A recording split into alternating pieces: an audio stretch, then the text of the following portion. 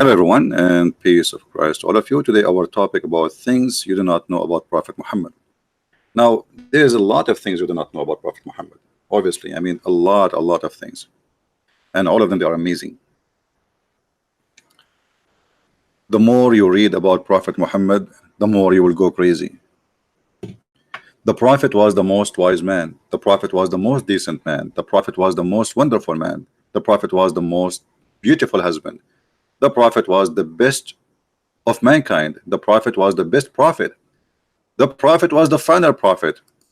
The Prophet said, trust Allah, but tie your camel.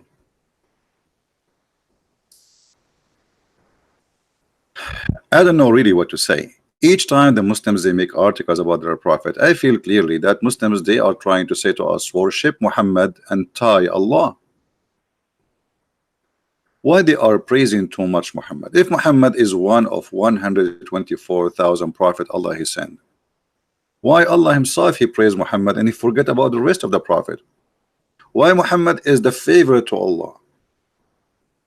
Why Allah did not send only one prophet, his name is Muhammad, and that's it? Why Allah did not keep Muhammad alive so we can keep listening and learning from his wisdom? He kept Isa, and who need Isa now? I mean, Isa is in heaven supposedly, and Allah is not sending him now. Why Muhammad he came 600 years after Isa, which is supposedly Jesus? Why between the 600 years and Muhammad Allah he was mute, strike, don't want to talk? All those stories are funny and silly and stupid. 10 things you should know about the Prophet Muhammad. Some articles they have 50 things you need to know. Some depend on the writer how long he want to make it, how shorter he want to make it. But all of them they lead us to one thing, that Muslims they tie Allah and they trust Muhammad. And how we can prove that? If we show the Muslims something written in the Quran and something said by Muhammad, which one they follow? They follow Muhammad. Why? Because Muslim they tie Allah and they trust Muhammad. In other way, Allah is the same as the camel for Muhammad, and today we can prove it very easy. But as long we are talking about a hadith mentioned by Muhammad supposedly that he said trust Allah and tie your camel, I mean I can accept this. That's okay. Well, you trust God, but you don't let things go. Don't be a fool, right? Okay. So when Muhammad Allah he sent him what is equal to a camel, but he can fly and go to the 7th heaven. His name is Al-Buraq. Allah sent him from the 7th heaven. Allah he sent this animal from the 7th heaven. So Muhammad what did tie him for what purpose? Muhammad he did tie this animal. How you tie him? Allah sent him from the 7th heaven. He did not even lose his way. This animal Al-Buraq was sent from the journey where it's coming from the galaxies, beyond the galaxies, coming to the house of Muhammad. And then this Al-Buraq, when he arrived to Muhammad, Muhammad he tied him up. Is that because you don't trust Allah? Well, Allah is the one who sent it to you. This is not a normal camel you found him in the desert, or normal donkey or a mule or a horse. This is an animal sent by Allah. You tie him for what purpose?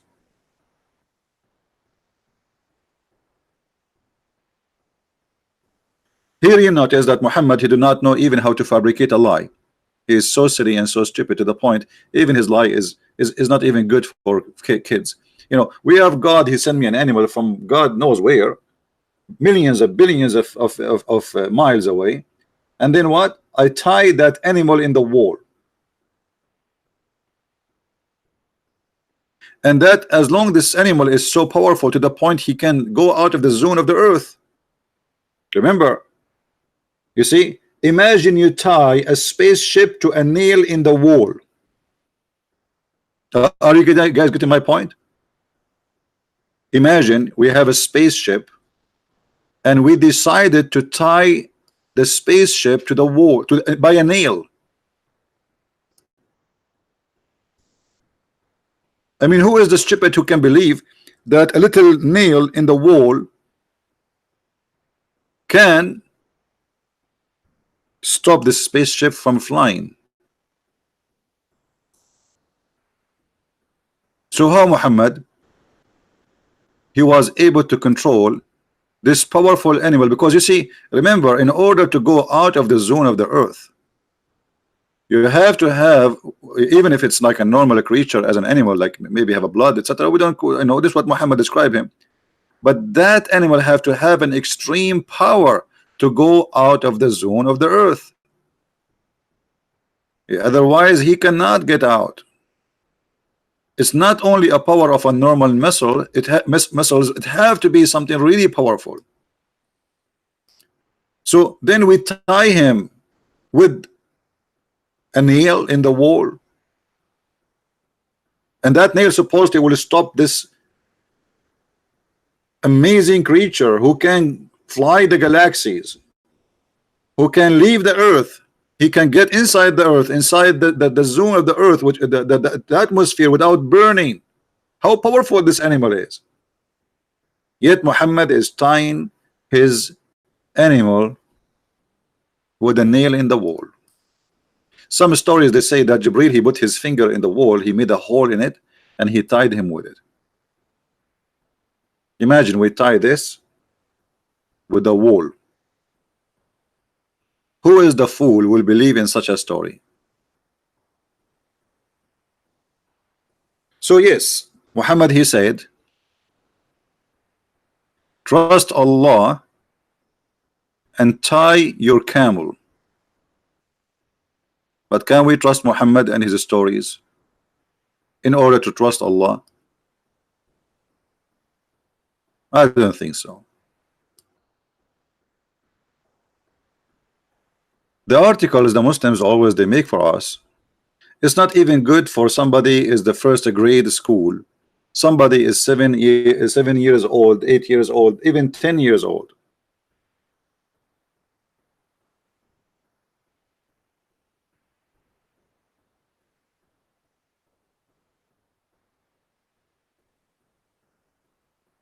Have you seen video posted by Sanihu? This guy is just a, you know, this guy, he need to make 1,000 video about my video in order to fix what happened to him. This is what happened to Muslims. They challenge me once, then we spank them, and then they have to make 1,000 video to respond to my video. Let him try. We got him busted already. Too late. So look at this stupidity. Trust Allah, but tie your camel. I'm going to tie Allah today. I'm going to tie Allah and release Muhammad. This is the Muhammad they try to present for us in their articles. Prophet Muhammad, peace be upon him. And I didn't see that peace be upon him anywhere. But I mean, Muslims, they, you know, 20 interesting facts about Prophet Muhammad. Prophet, he's a camel boy. Does that make him special because a camel boy? I mean, even this one is a fact. Okay. His wife proposed him for marriage. Okay, I don't want to talk about this. You want me to talk about this? Even the marriage of Muhammad was a fraud.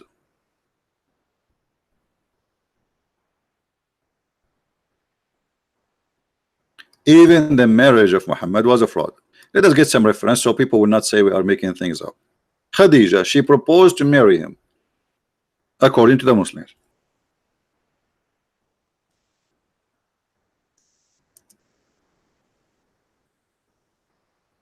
What people do not know,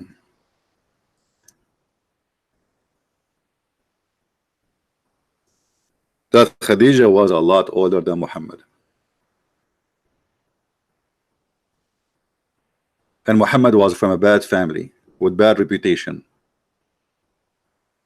So in order for Khadija, the old woman who's trying to get a younger man, a lot younger, she could not convince her family to accept this man who she want to marry. And why she want to marry? He is young, working for her. He was subdued. She ordered him. He do everything. Perfect toy. And here we need to ask ourselves a question. When Khadija, she proposed to Muhammad, What happened next? Let us see the story, and I want you to be the judge. How a person like this can be considered a prophet of God. And I will not show the story from a Christian resource. I will show it to you from Islamic resource, as usual. This is the book of Musnad Ahmad. Let us show it in the screen. I was just picking up the reference. The book of Musnad Ahmad, Imam Ahmad. And by the way, Imam Ahmad, when the Muslim want, he is strong. His hadith is strong. When they want, he is nothing. He's stupid. When they want, it's up to the mood, you know, up to what you are showing us. If you are showing us a story like this, we will reject it. Hadith number 242846. Let us show the whole screen so everybody can read, in case there is somebody who speaks Arabic. حدثنا أبو كامل حدثنا حماد بن سلمة عن عمار عن بن أبي عمار عن ابن عباس, etc. that the Prophet Rasulullah صلى الله عليه وسلم ذكر خديجة وكان أبوها يرغب أن يزوجه. أبوها, read carefully guys. Ibn Abbas reported from that the Prophet of Allah, he mentioned Khadija, and her father, he will not accept him. فصنعت طعاما وشرابا فدعت أباها وزمرا من قريش. So she made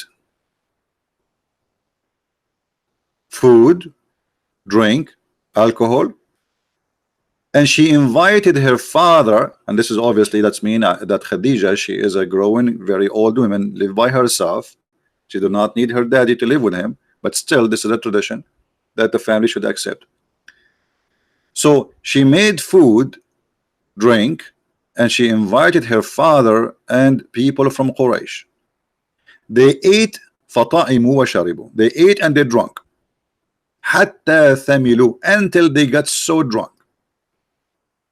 فقالت خديجة لأبيها إن محمد بن عبد الله يخطبني فزوجني إلى إياه فزوجها إياه.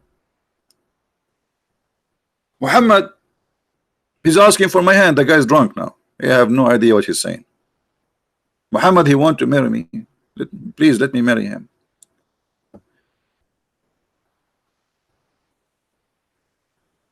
So she took off her clothes, and this is the tradition. Like if there is a wedding, you know, they dress the best of their clothes. So she changes the clothes, and she made him wear the most expensive clothes, which always wear only for special occasions, as all fathers do, like when there's a wedding. And when he woke up from his alcohol being drunk, he looked around and he says, why am I wearing this? فنظر وهو مخلق وعليه حلة. He found himself dressing very well, and he have the expensive clothes on him. So he said, what is this? What is that? And she said, Khadija, yesterday you married me to Muhammad. He said, I will marry you to this orphan. And obviously here, because he's a poor man, the son of Abi Talib, bad family. I swear by my life I will never do that. Khadija, she said, aren't you ashamed? Do you want people to laugh at you? Do you want us to tell the people that you were drunk yesterday? So she's blackmailing him, you know, she did the blackmail to her father. And this is one of many stories about Khadija and Muhammad. Different story says that the same, they prepare drink and etc., etc., but the guy did not even agree for anything. He woke up in the morning, she told him, she lied to him, she said, well, you married me yesterday to Muhammad. The marriage of Muhammad is nothing but a fraud based on alcohol. What made Khadija and Muhammad became wife and husband? As you see, alcohol. Let us use Google translation, so Muslim will not say, "Oh, this is not the correct." Google translation, whatever it is, we will accept it. Take your time and read it, and see for yourself.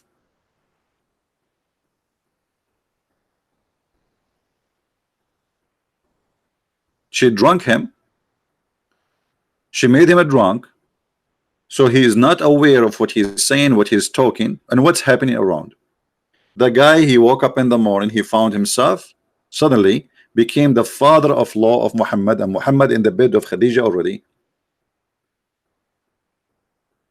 This is how Muhammad started his prophethood life, by fraud and by alcohol. Can Muslims say I'm lying?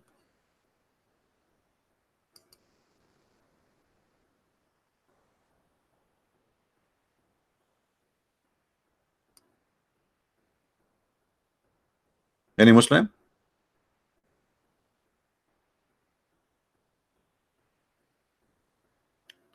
So the first thing we do not know about Muhammad, that he is willing to marry a woman she is a lot older than him just because she is rich. She has many husbands before him just because she is rich. Now, by the way, I'm not against any man to marry any woman of his choice as long as she is a woman. Who cares? I mean, this is something personal. But here, he is not marrying her for the money. I mean, for who she? He is marrying her for the money. How we can prove that? You see, if we go and check what Muhammad said, teaching wisdom to Muslims, what is the best to marry?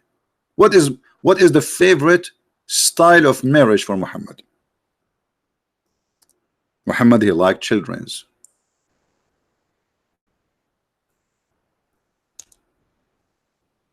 He liked children's in the bed. He don't like women who they are old.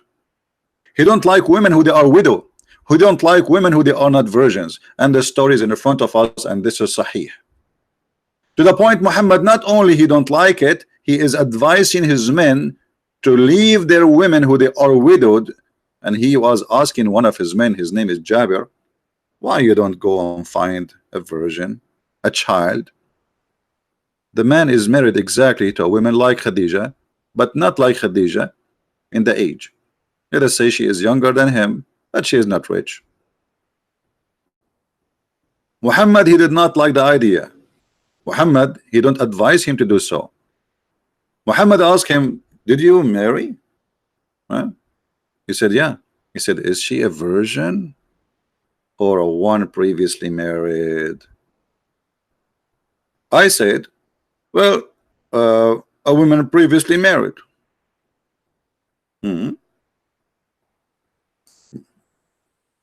What a prophet of God should say to a man like this, who married a woman and he's happy with her? What the advice should be? Good for you, right? I wish you good luck. Muhammad, he don't concede with such a marriage. This is a very bad idea to get a woman she is previously married for Muhammad. So look what he said. He asked him, a virgin or a one previously married? Here you will see how savage Muhammad is. Imagine I meet a friend and he said to me, I got married. So I said to him, is her vagina was used or never used? Because this is what it means. What is your business? You are asking about virginity. Correct? This is what he's asking. He's asking about the status of her private part. What is the business of a prophet of God to ask such a question? The man is married, he is doing nothing wrong, this is his wife, and this is none of the business of anyone. What kind of a question this question is? What's his business? I said messenger of Allah with one who was previously married. Muhammad here is unhappy. Whereupon he said, why? Why? Look, why, you idiot? Why you don't marry a young girl, huh? Why? And now Muhammad giving the real reason behind this wisdom, so that you could sport with her and she could sport with you. What the heck? So how Muhammad marry Khadija, the woman who is a lot older? She cannot sport with him. He cannot sport with her, and she is a widow, and she is not a virgin, and she is not young, which means none of those requirements which Muhammad preferred for marriage exist in Khadija. Do you see it?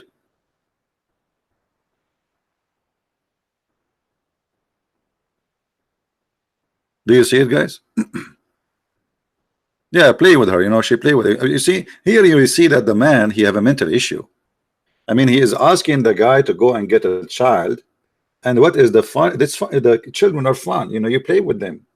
So for Muhammad, having sex with a child is fun. Is not a child abuse. Is not a rape. Is not being perverted. He is giving you even the logic for it, like why you should do that, because simply you can play with her. So why Muhammad he marry Khadija? As long this is not, you know, when I advise my men to do this, that's mean this is what I like. I'm speaking from my desire, what I think is best. So Muhammad here proving to us that what he think best to marry is a child.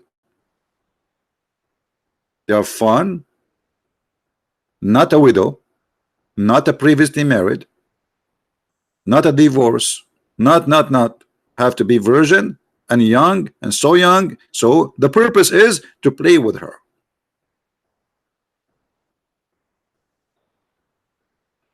So why Muslims do not know, and why the Muslims don't tell us in their article they make that the Prophet was, number one, he was a perverted man.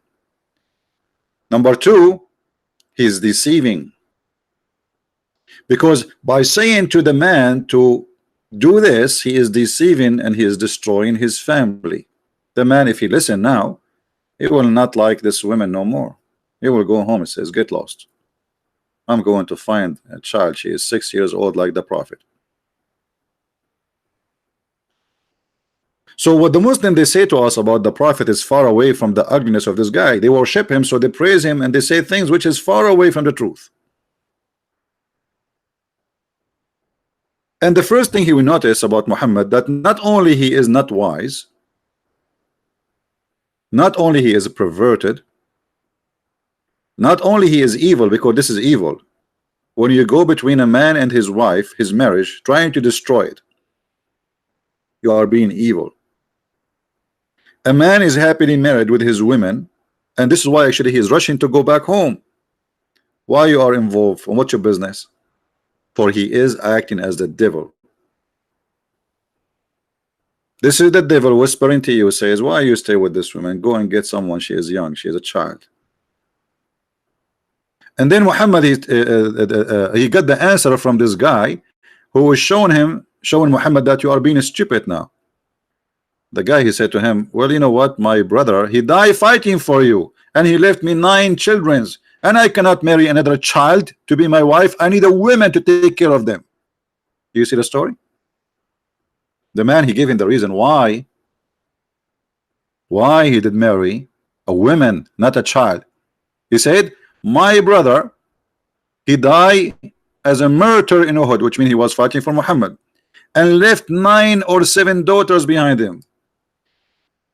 Therefore, did not approve the idea I should bring a girl like them. A girl like them. Muhammad is asking him to marry a child, an orphan, like the orphans. He have 9 children in his house, and he needs someone to take care of them, so he marry a woman. So Muhammad, he said to him, or the guy, he said to him, but I preferred to bring a woman. Obviously here we see that this is a woman. Muhammad is asking him to marry a child. So we cannot marry just a girl.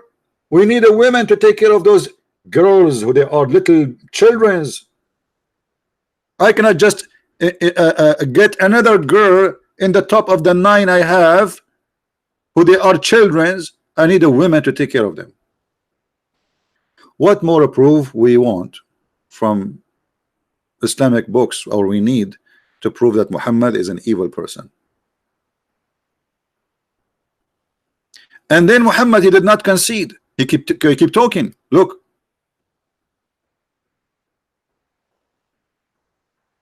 but I preferred to bring a woman who should look after them and teach them good manner.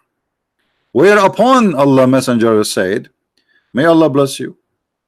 Or he supplicate for good to be preferred, conferred to for me.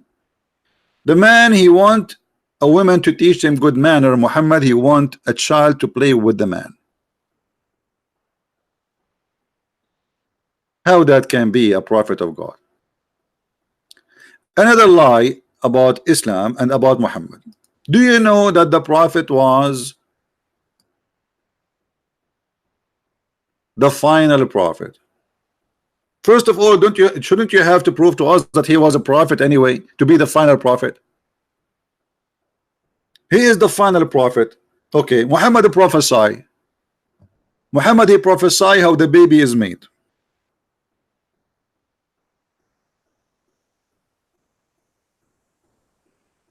How the baby is made. This is the prophet, the final prophet, the last prophet, and this is what Allah told him, that the one who have orgasm first, the baby will resemble him. And here resembling not only mean the look, it mean male or female. Is that the prophet, the final prophet you are talking about?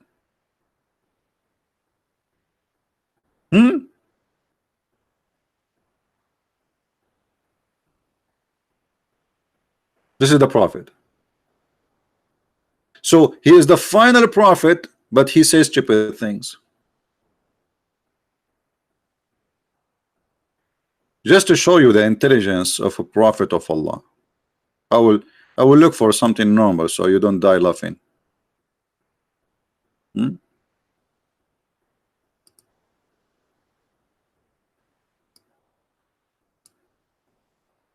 He heard Ibn Umar narrated that the prophet said, we are an illiterate ummah. Ummah mean nation. This is how funny the Muslim translation. We do not use computation, and the math is like this and this and this. We don't calculate. We do not know how to calculate. And for us, the math is like I use fingers. They use fingers to calculate the math. This is the math too. This is etc. So Allah, he chose an idiot of the village between the other idiot, so he can teach the mankind how to be idiots. I mean, obviously this is a perfect choice.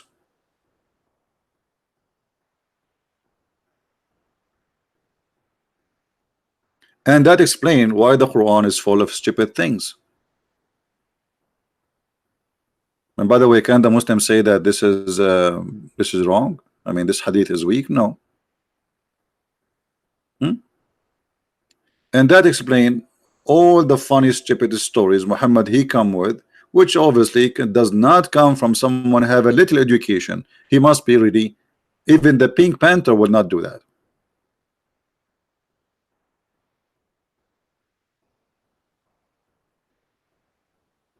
Muhammad was so smart to the point he did this.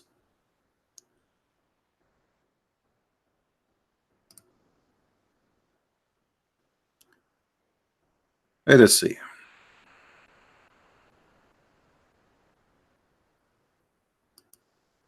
There is a hadith.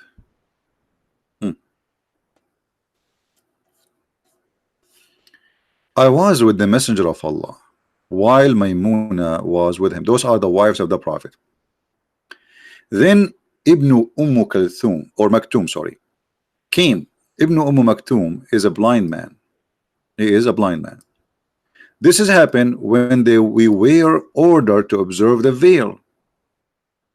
The Prophet said, observe the veil from him. We asked, oh, messenger of Allah, but isn't he blind?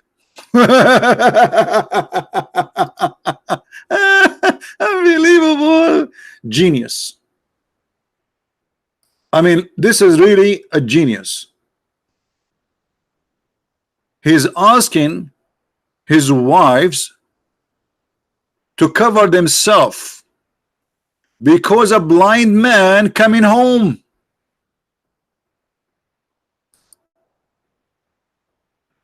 If I am the Prophet, I would do the same. So the wives, they got the Prophet busted, and they said to him, what? Is he not blind? He cannot neither see us nor recognize us. Look what the Prophet said. Now the Prophet, he got busted. He looked like a fool, but he will not concede with this. So he have to give an argument, you know, to show them I'm not stupid. He said, are you both blind too? What? Do you not see him?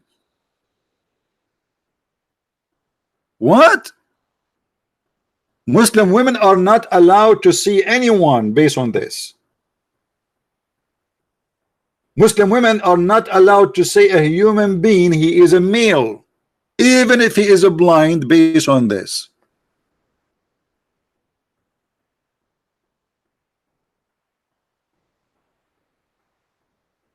But remember, the veil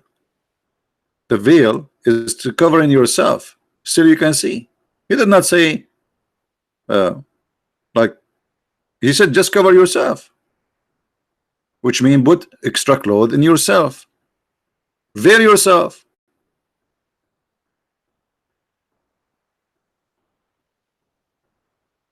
But that will not stop them from seeing him anyway. You just order them to veil themselves, still they can see him. And the man is not coming like he's naked. Can a Muslim woman see a man walking in the street? Any Muslim have an answer for this? Who is a Muslim would like to answer us? Can a man be seen by a woman in the street?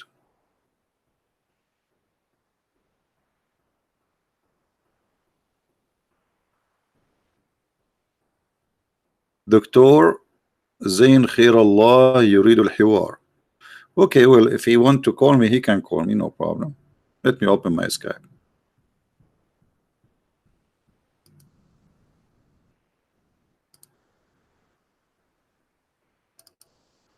Here we go. We're Skype. We are getting in, and if he would like to call us, feel free.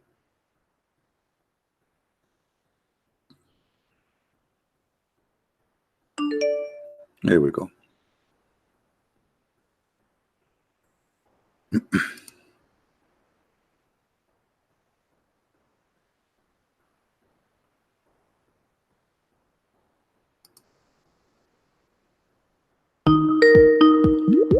Okay, looks like we have a caller. Hello? Hello? Hello? Yes. Please, I have a question. I'm not that guy for you were waiting. Okay. Just 2 minutes, okay? I'm not a Muslim anymore, but I live in the Western countries, and tomorrow I will meet with some Muslim people and Christian people, and we will discuss topics. And if they, also I listening to your program since 7 months, and if they say anything bad or stupid or lie, I will refute that what the Muslims say. So I want to ask you whether you can say, show me your references, your home pages which you use, so I can show them. What do you mean home pages? for example, Sunnah.com you use for hadith, and which homepages do you use to show tafsir or translations?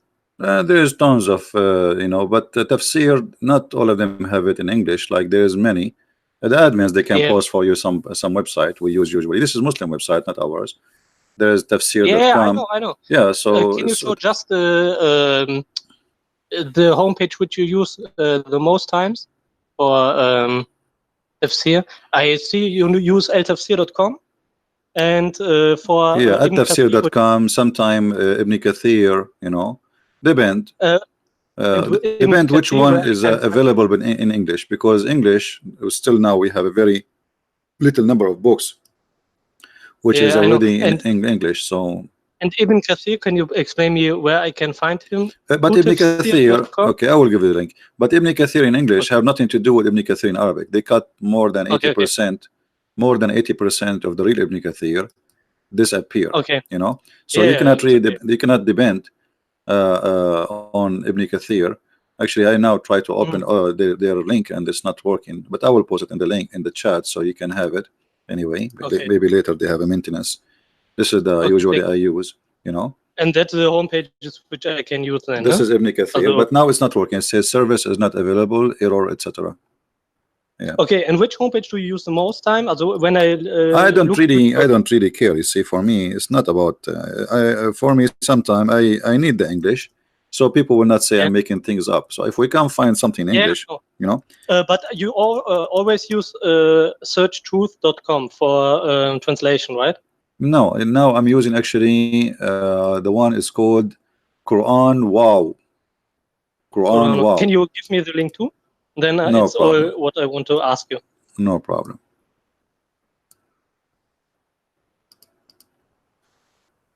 Here we go. Anything else, my friend? Thank you. No. All right, thank you very much. Okay, then I don't want to disturb anymore. Okay, thank you. Bye. All right. Do we have any Muslim want to say something? Where is the Muslim doctor? He want to call me, he said. Where is the Muslim doctor? He would like to call me.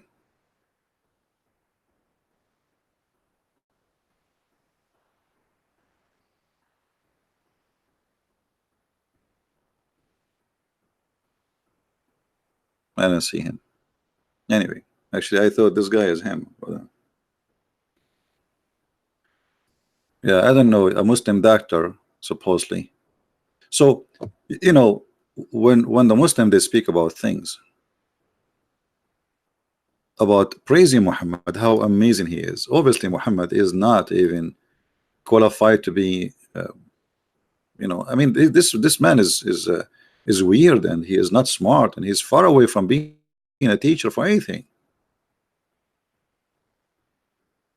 How you order your wife to veil themselves, but the guy is blind? And so what if they see him? Who is a Muslim agree that according to Islam we can order women not to see men?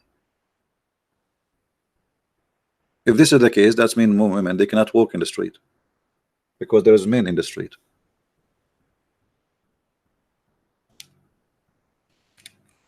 How in the world we can accept such a thing to be coming from God?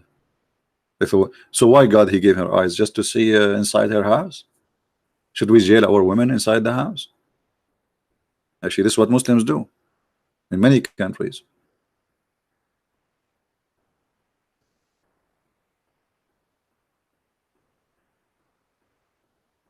Any Muslim?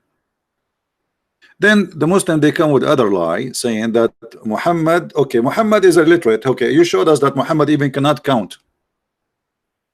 Okay, Muhammad even he uses his finger to count, months. He don't even know how to count, maybe to 3 to 4. All right. So how you explain to us how the Arab, they were amazed with the Quran? The Arab were amazed in the Quran. Where? This is what the Arab said about the Quran.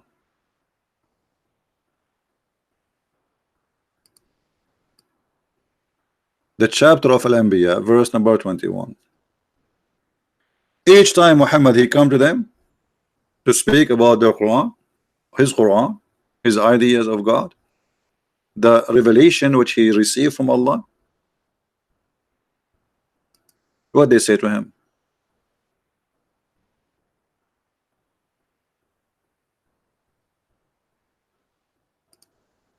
Do you see it? They say, this is nothing but stupid things. This is nothing but invented stories. This is not even a good point.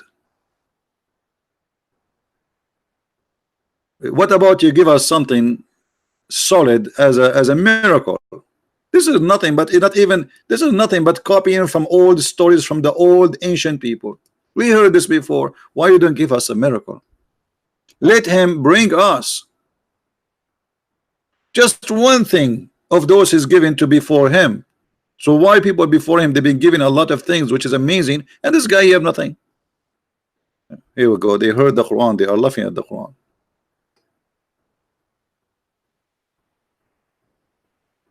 And then Muhammad, he started threatening. Not a township believed in those which we destroyed before them. What does this have to do with that? They are asking you, okay, we will believe in you, but stop saying stupid things and give us a miracle.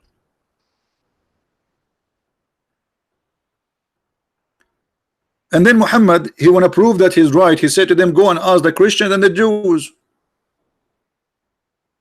What the Christians and the Jews have to do with you? And we sent not our messenger before the others than the man whom we inspired.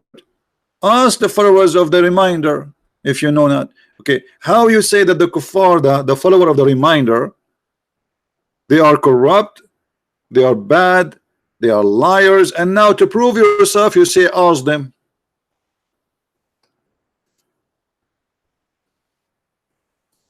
That alone is stupid. And then he continued with his madness, and he kept saying stupid things, that we gave them not bodies, but they would not eat food, nor weird, you know, so they are not immoral, they will die. So what is have? They are asking you for a proof.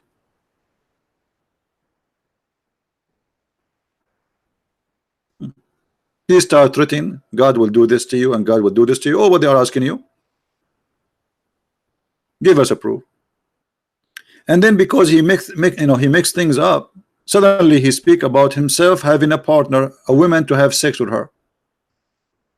If we had wished to find a pastime, in Arabic is the word lahu. Lahu is a female for sex, for fun. We could have found it with ourselves, not our presence. Okay, what does have to do with the topic? We created not the heaven and the earth to play. No, you did. Isn't the Quran says, we created not a human being and genie except to worship me. It's just for your fun.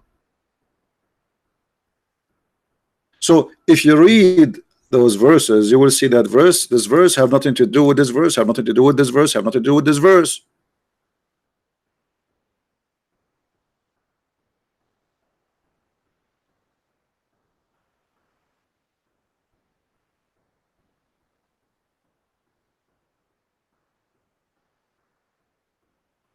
And then he said, if they are in gods beside Allah, then verily both of the heaven and the earth, both of them, they will be disordered.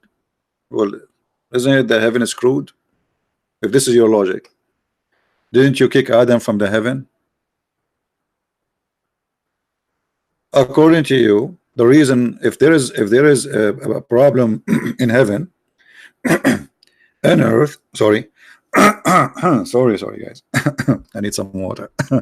If there's a problem in heaven and earth, then obviously there's gods beside Allah, because it's out of order. Everyone do something different. Well, isn't it this is exactly what happened in the heaven of Allah?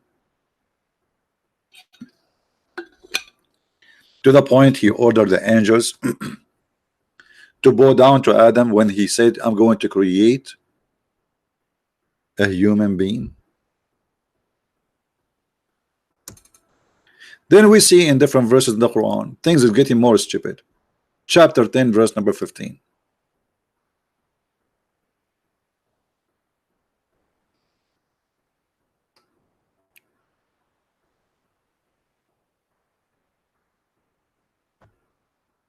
If you read the story here, you will see that how Muhammad is confused and how much he is collecting stories from people before him, and all of it is stupid. Alif Lam Ra. Muslims here translation saying those are verses of the wise scripture. What does that mean? By the way, this is not in the Quran. This is in the Quran. Alif Lam Ra. Muslims do not know what is that. Everyone he guess.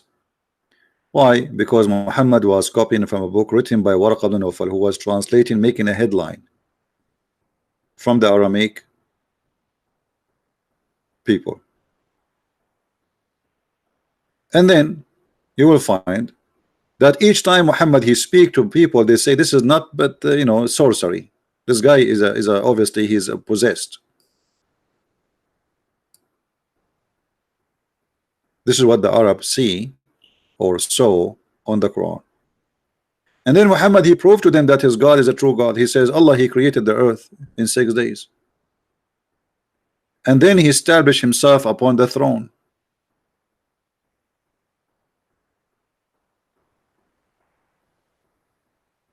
Everything created in 6 days, the heaven and the earth. But in different verse Muhammad he says different.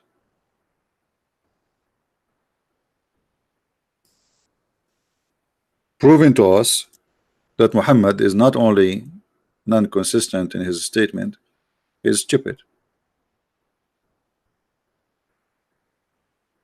Allah created the earth and the heaven in 2 days.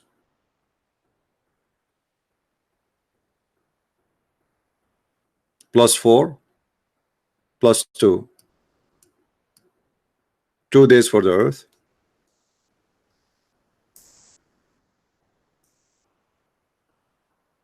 Do we have any Muslim want to say anything?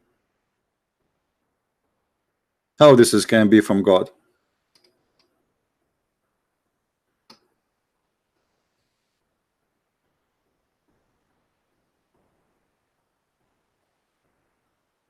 How this can be from God? Allah has created every animal of water. Every animal created of water. By the way, it doesn't say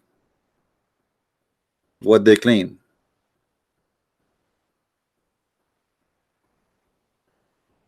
وَجَعَلْنَا مِنَ الْمَاءِ كُلَّ شَيْءٍ حَيٍّ.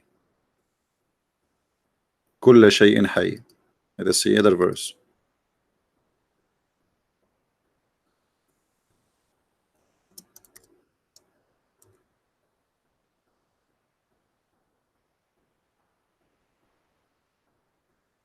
Always you have to be careful with Muslims translation.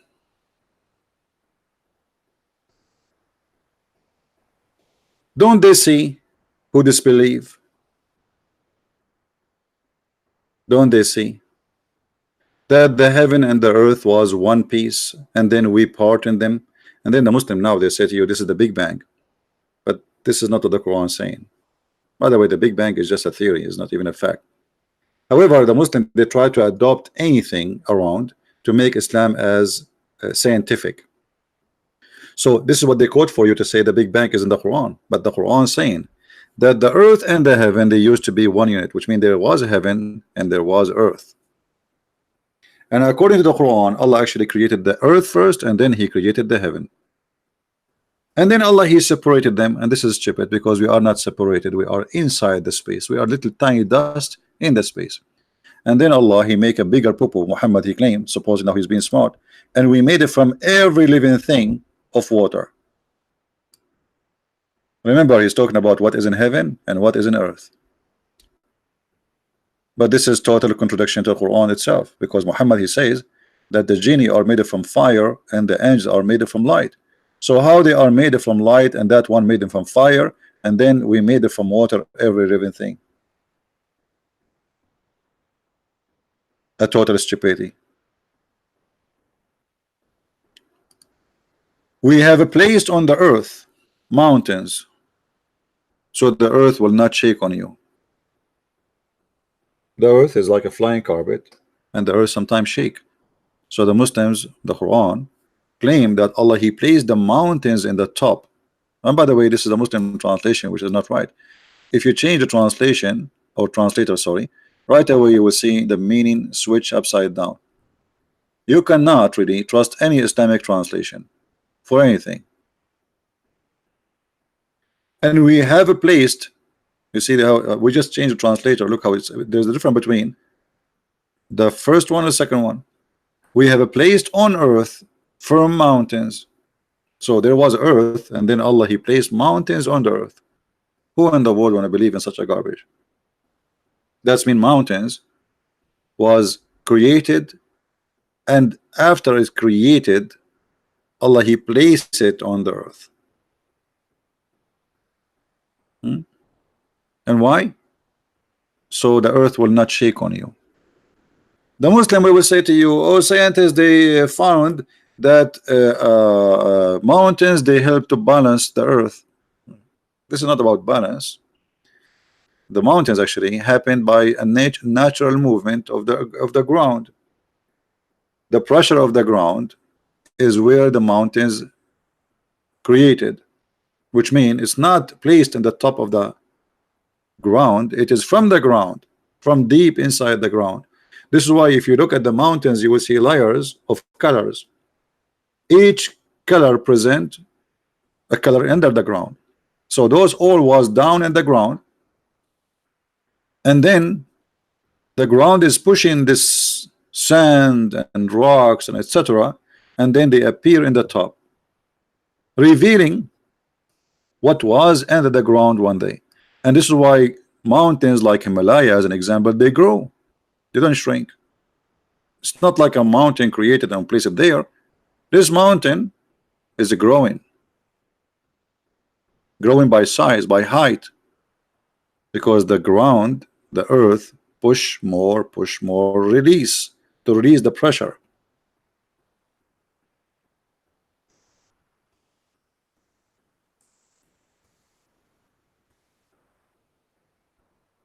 Let us see.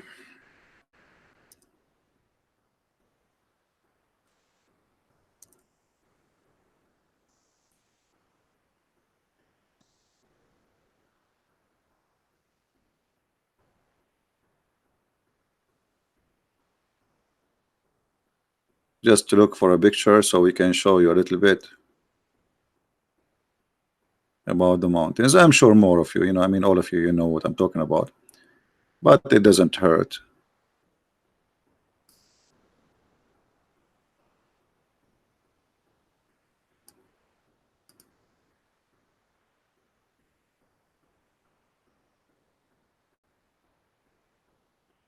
I'm just trying to find a clear picture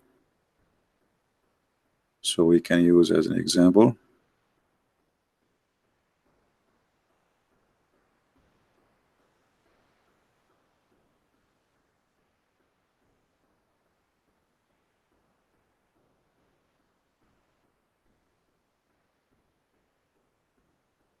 You see too many pictures, and you let's see which one. I want to see like the one is close up to the rocks, so we can show what we are talking about.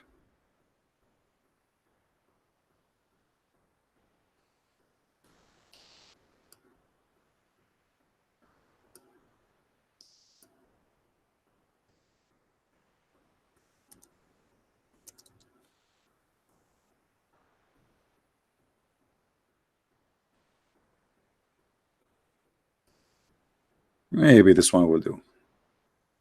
So if you look at those rocks here, you will see that there is layers of the rocks.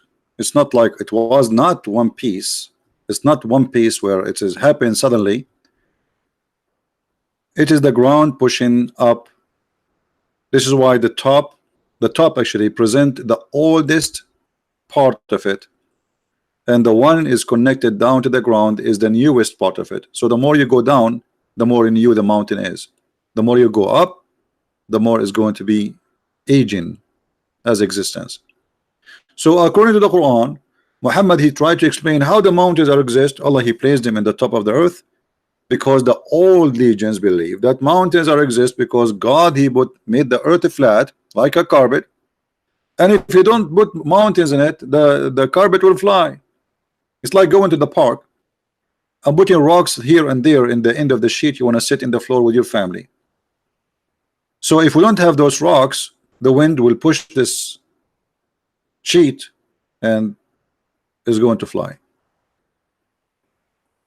So what we notice about Muhammad, that he claimed to have knowledge, but he is an idiot. And the Muslims, they try to cover up, fabricating tons of scientific miracles, which in fact nothing but hocus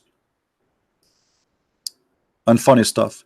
And the Arab, as you see, they make fun of Muhammad. They did not find Muhammad speaking science. They found Muhammad that he is an idiot. We made a video before. We showed you how Allah supposedly created the earth, and how Muhammad, he don't even remember the order of the creation between chapter 79 and chapter number 41. One chapter says Allah created the earth first and then he finished the heaven. One, it says he created the mountain first and then the grass, and then after that the sky, he make stars. And the other one says Allah, he finished the sky, he finished the stars, and then he created the mountains, and then he created the grass, and then the tree, which mean in total different order. So what do you not know about Muhammad? That Muhammad is always under the influence of legends and lies he heard from people around him at that time, because people, they were naive. Like what? As an example, the story of Solomon.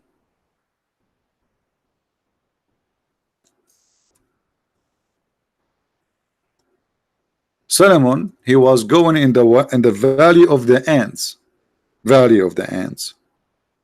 Who in the world will believe in such a thing? There's a valley, it's called the Valley of the Ant. Okay, and where this story coming from? We search, we find that this exists in the legend of the Jews.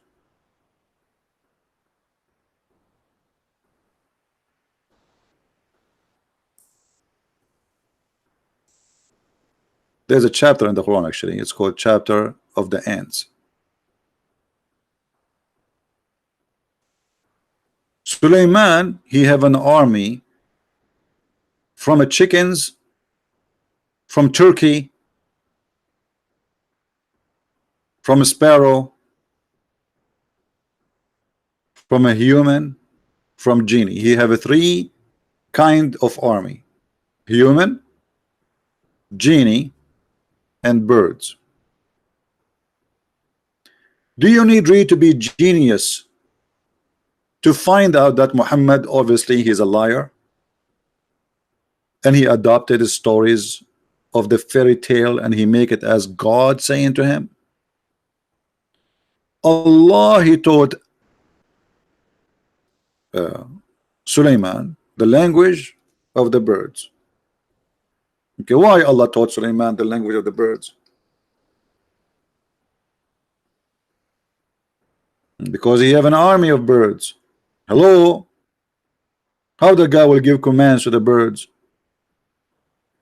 How you have like a 1 million chicken and you want to order them to attack a Christian prince? What you will say to them? You have to say like bok, bok, bok, bok, bok, bok, bok, bok. So he have to speak to them. And then we find that later Suleiman, he understand the language of the ants, but yet Allah, he taught him the language of the birds.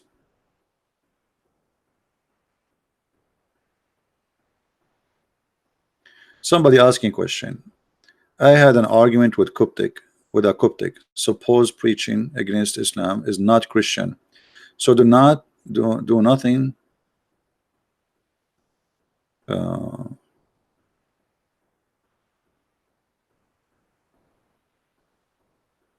I need to ask David Wood how he put the questions in the screen, because always I have to. Okay, let's see, guys, here just to answer this question, even though it's not the topic. I had an argument with a Coptic. Supposedly preaching against Islam is not a Christian, so do nothing and be a victim is being a Christian. How do you empower Christians to do more? This is needed. Needs to own its own bid. My friend, anyone he have his own idea, no problem. He think this is not a Christian, We'll ask him, isn't it Jesus says to the Jews? He said to the Jews, and those are Jews, they are believers in the true God, the son of vipers. Didn't he debate with the Jews? Didn't he flip the tables of the Jews in the temple? He said to him, you made the house of my father a marketplace. So those who say things like this, they are false Christians. They have nothing to do with Christianity. A true Christian, he stands for the truth. A fake Christian, he say, none of my business. No, it's your business. What he's saying to you, let more than 1 billion human being go to hell. That is not a Christianity. For us, we don't hate Muslims, we love to save them. So how the Muslim, they will know Islam is false if you don't talk about it? So you are saying to them, stay as Muslim, it's okay, it's good, you will go to heaven. Isn't it the Bible says the one who denied the Father, the Son is an Antichrist? So my friend, don't let those people fool you. They are liars and they are fake and they will go to hell. Yet they claim to be Christian. Because a Christian who don't bring people with him to heaven, or he do nothing during his lifetime to bring people to the true belief, he is a false Christian. This is why Jesus said, not everyone says to me, Lord, Lord, will enter the kingdom of my Father, but the one who do his will. So those are doing his will by saying Islam is okay. Is that the will of God? All right.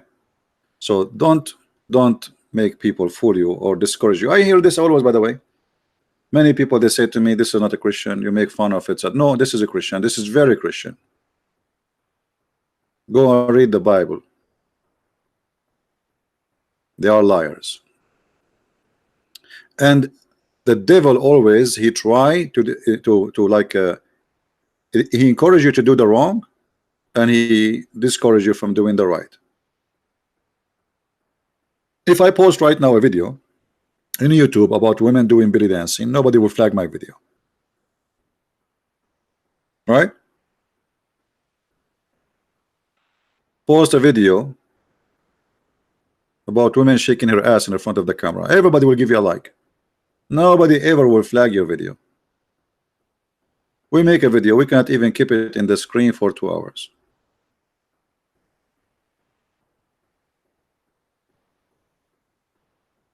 Because simply we see the truth. And this guy is no Coptic, he is no Christian.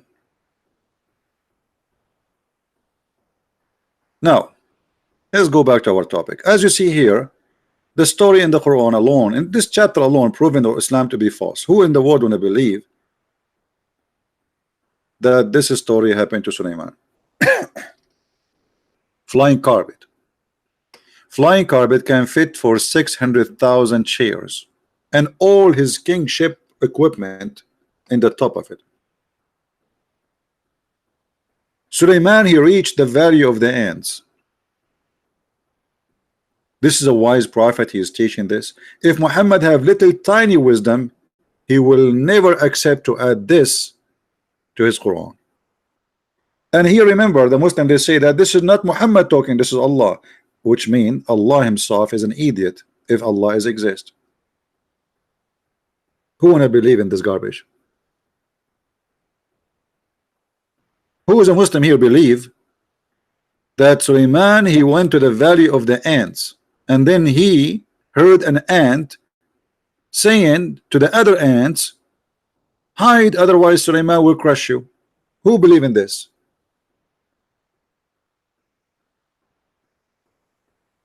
Anyone?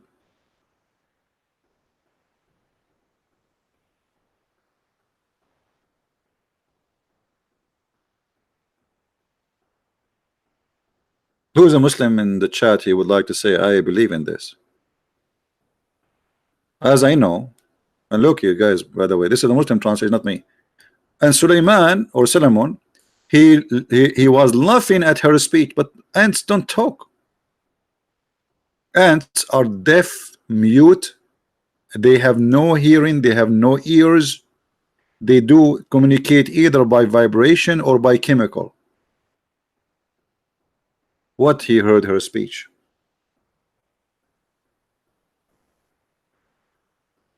And what make it more hilarious, that there's a billion ant, only he heard one. And by the way, once a Muslim, he you know, I spoke to thousands and thousands of Muslims. He said to me, okay, Christian Prince, I have a question for you. I said, what? He said, does it say in Arabic here, قالت نملة, which means this Namla is a female?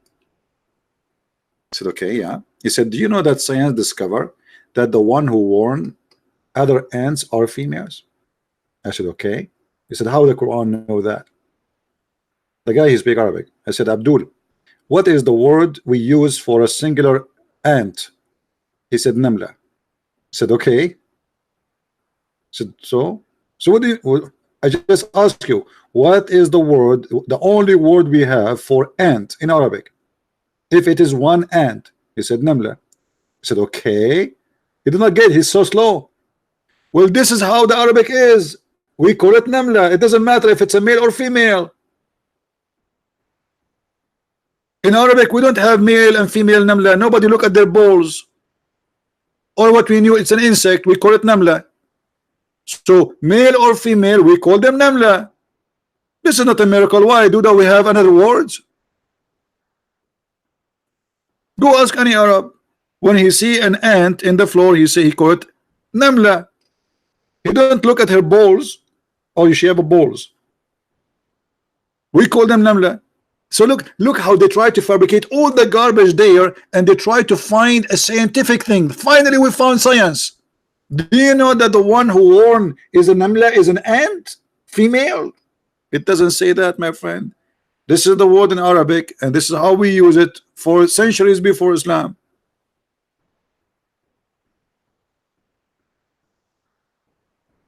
And then what is driving me crazy, how this ant knew the name of Suleiman? Because guys, look at the speech of the ant. Did you notice the speech of the ant? The ant, she said, enter your dwelling lest Solomon. Okay, I got it. An ant is warning the other ant to hide. How she knew his name is Solomon?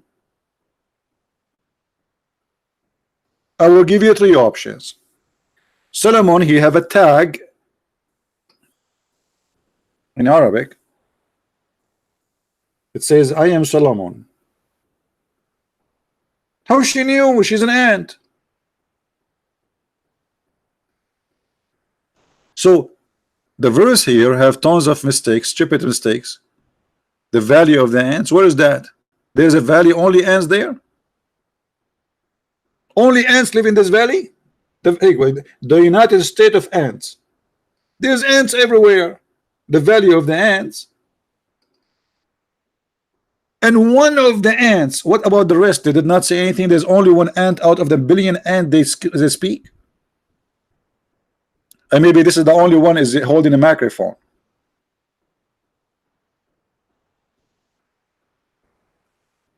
And as long as Suleiman, he can hear the sound of an ant, which is a mute, I feel sorry for Suleiman, because how many sound he hear for all the insect around him if they are making noise? This guy, his ears must be really crazy.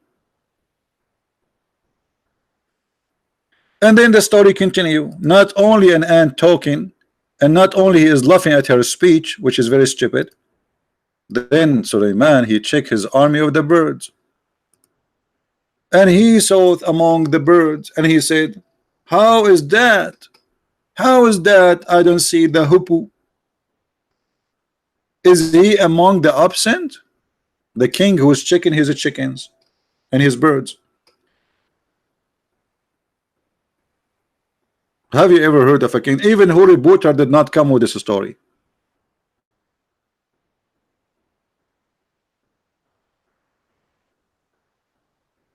Who in the world want to believe that this is God telling us a story about a prophet? His name is Solomon. This is a story. You can go right now, search for in Google a book. It's called The Legend of the Jews. By the way, it's for free because it's more than 100-year-old. The Legend of the Jews. You will find the stories there. The fool Muhammad, he copied legends of the Jews. He says he claimed that Allah told him those stories. Remember, Muhammad, he lived between the Jews. And if I don't find an excuse from this bird, I'm going to make him barbecue. Have you ever heard of a king? He want to barbecue a bird if you don't give me an excuse. So now the bird, he come in front of the king. Hey, king, please don't barbecue me. I was looking for you for a woman. This is why the bird was absent. He was looking around, and now he found a woman who have no hair in her legs, which is very unique. We are Middle Eastern, we are very hairy. And then after he told him about her and where she is located, Sulaiman, he ordered his flying carpet, and bingo. And this is God talking. And here you will see that Sulaiman is discussing how we can get this woman. One of the genie, his name is Afrit. Afrit, by the way, he's a genie. Let me see if I can find you how Afrit look like for Muslims, how they imagine him. Give me a second, let me.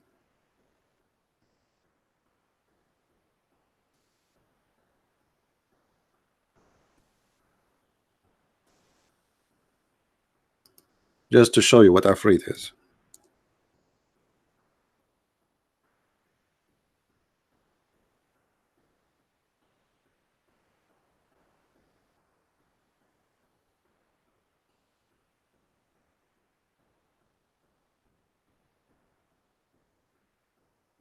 I'm trying to find the picture.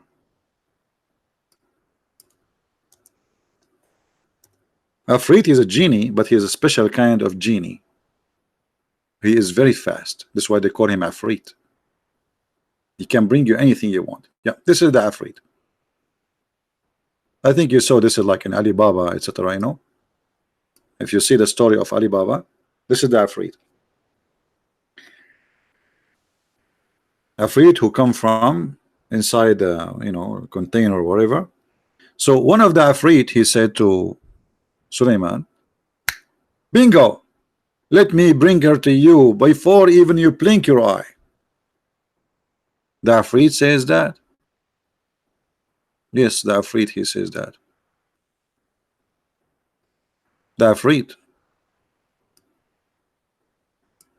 A very fast Afrit, genie, he said, I will bring it to thee before you even blink your eye or even move your ass from your chair.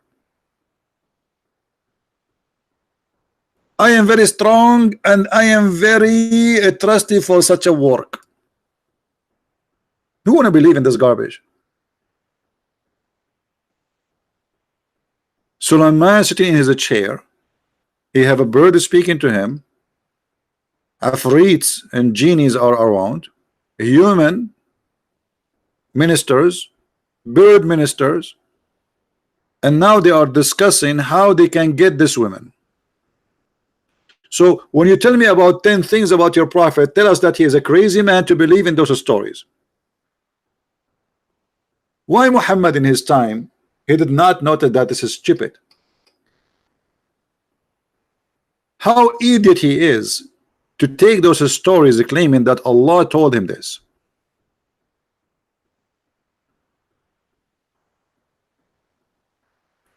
And by the way, here there is something mystery.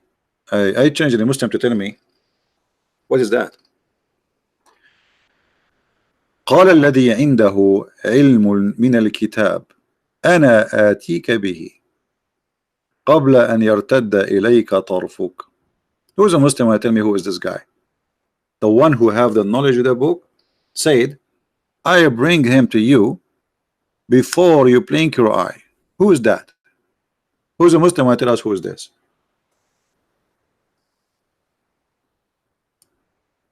Anyone?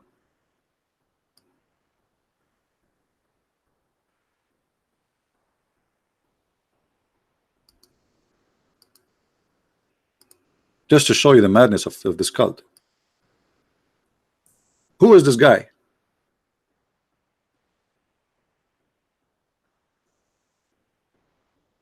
Anyone knows? Who is this guy who have the knowledge of the book? Which book? And how he can bring that woman so fast before even he blink his eyes? Who is this guy? Is he a human?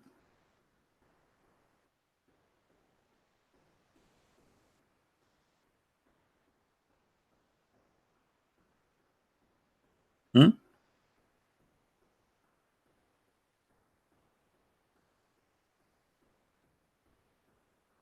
I don't see any comment from the Muslims.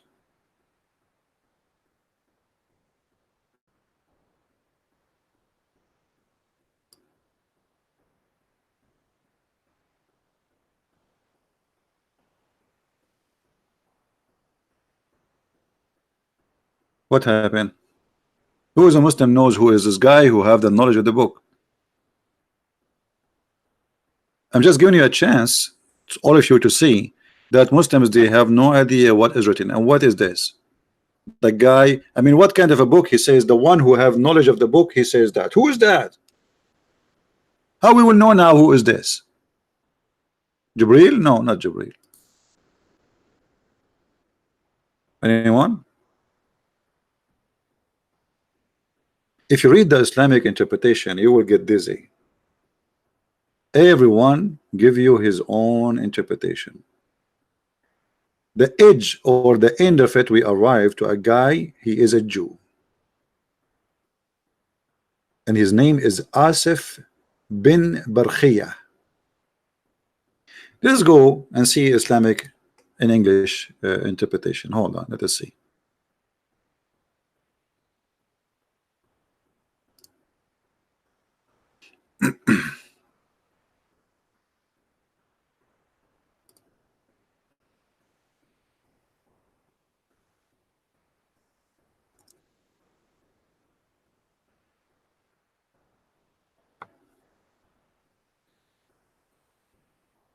All right.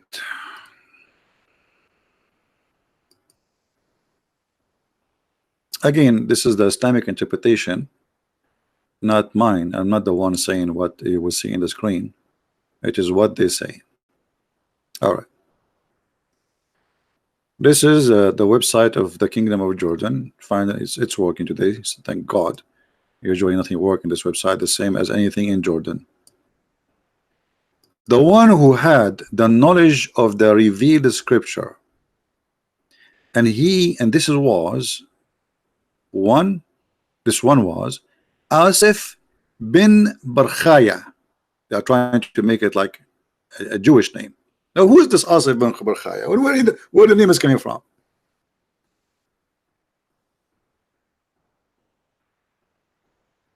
And as long as he is a person who have knowledge in the book, how he can bring the women before the guy he is even blink his eye? A righteous individual with the knowledge of God, the greatest God, the greatest name. He have, guys, this guy Barkhaya is the only one who know the true name of God. So what is Allah name then? What Allah mean? I mean, look how stupid even that. I mean, you go crazy when you read Islamic books. The only one who knows the great name of Allah is this man. Sulaiman, he don't know it. Muhammad do not know it. Nobody know it. This man, he know it. Okay, what is the name? No problem. Which when he invoked in supplication for something, it is immediately granted. Look at this guy. And this is how he can bring this woman so fast. He can say Allah, Allah, Allah. So if Solomon he do that, it's not going to work. If Solomon he asked Allah to bring this woman, it's not going to work. If Muhammad he prayed to Allah to forgive people, nothing happened. But this guy Barkhaya, if he invoke Allah, bingo. And this is how he can bring the women in the blink of an eye. He said, I will bring it to you before your glance return to you after you look of something. Like look at something, turn your eyes, you will find her. And then Afrit again, the genie. So he, the Afrit, said to him, look up toward the heaven, which he did, and when his glance returned in front of him, he found Balqis throne placed before him. Look at what happened. The guy, Suleiman, he looked up in the sky, he looked down again, he found the throne of Balkis in the front. This is the Queen of Sheba.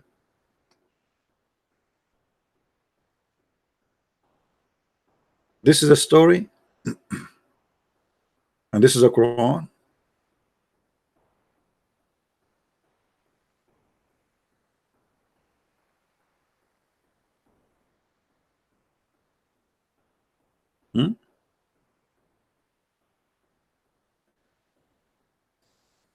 How Muhammad he accept those stories and put them in the Quran. So what we learn from Muhammad, yesterday we made a video about women, how Muhammad look at women. He believed they are the devil. He believed they are stupid. He believed most of them they will go to hell. He believed women are not equal to men to be witness because they have half a brain. We should beat them. We should they are like property, etc. And today we learn that Muhammad obviously is an idiot to accept and adopt stories from people before him, and he rejoined those stories, making it as it is coming from his God. And by doing that, he exposed himself. Who in the world want to believe in this garbage? How I can believe in it?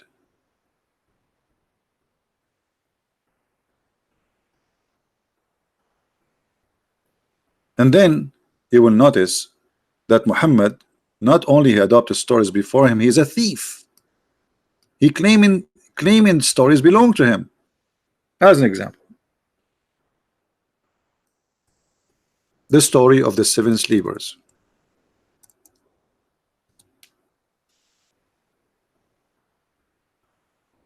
The 7 sleepers is a great example of the thief Muhammad. 7 sleepers, you can search it. It's a story written hundreds of years before Muhammad by a bishop from Syria. His name Yaqub. And this story is not real. It's a fiction story about Christians being discriminated, tortured, and because at that time they were suffering. So this author, he wrote this book as an example about the victory will come. So he told it like it's a fiction story made for youth, even made for kids. It's not made for every adult. That have patience, we are discriminated, but we will be victorious. So the story is about a group of young Christians who've been discriminated, and they chase them to kill them. Then they hide in a cave, and God he made them sleep, and he put an angel guarding their cave for 300 years some. And then after that, when they woke up, they found everybody around them became a Christian. This is what the story, it's a fiction story. Muhammad, he took it, he put it in the Quran, and the Christian, they were dying laughing at Muhammad doing that, because this is a fiction story. And not only Muhammad, he put it in the Quran, Muhammad the idiot, because he was trying to copy the story from others. You will see here in Arabic, it says,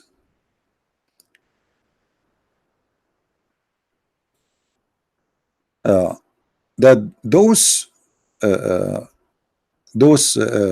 guys, they have with them, it says وَكَلْبَهُمْ.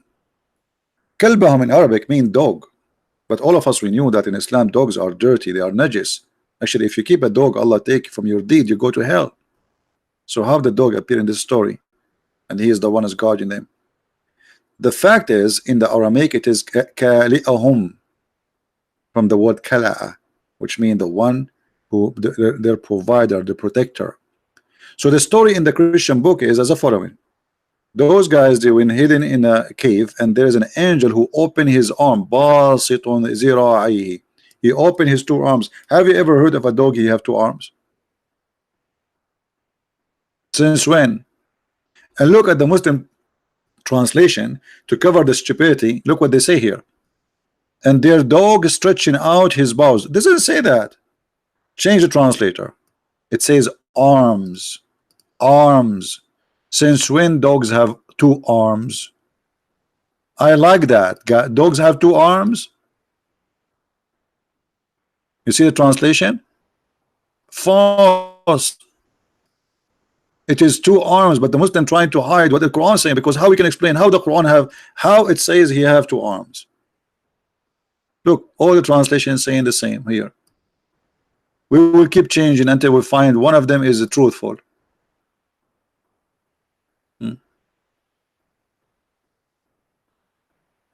See, all of them, they are lying. If we take the word zira'i in Arabic and we post it in Google translation, we will find right away that the word arms, the word zira'i is arm.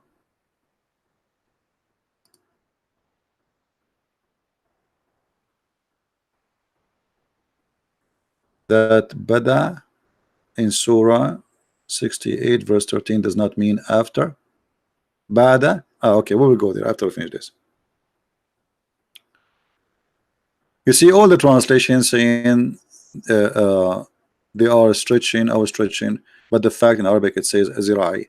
Why? Because Muhammad, he did not understand in Arabic, the Aramaic language. He thought this is kalbahum, which means their dog. However, this is a fiction story. Muhammad, he took it, he put it in the Quran, and you will see how silly the Quran is by reading this verse alone.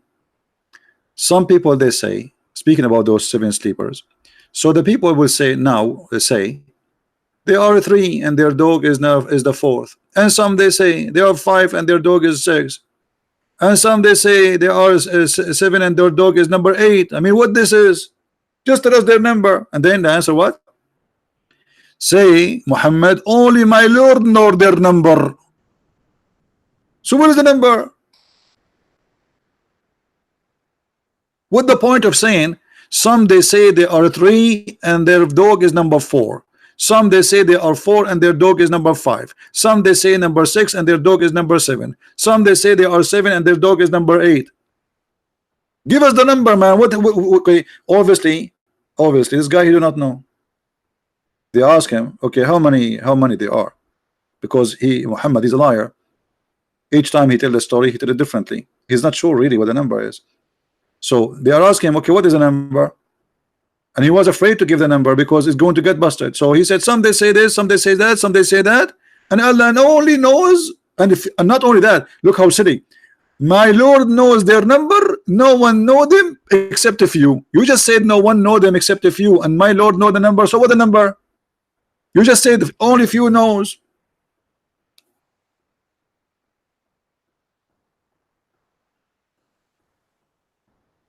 Do you see the stupidity?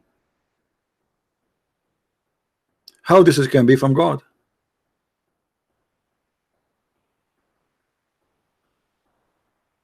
Now, somebody about chapter 68 verse number 13, he says does not mean after. All right, let us go to the Quran, chapter 68.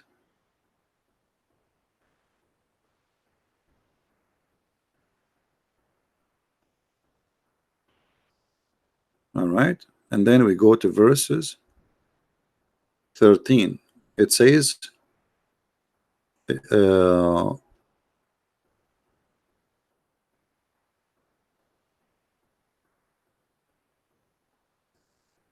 I don't know really what the question is here. Does not mean after, ba'da.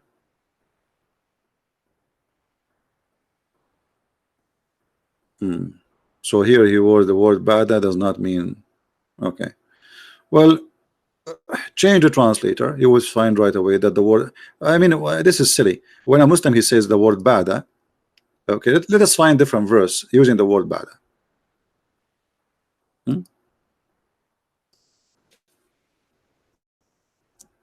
And you will find it's mean after that.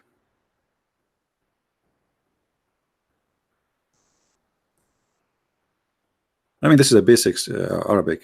Who in the world when saying such a statement? The one who is saying that to you, he must be stupid. All right.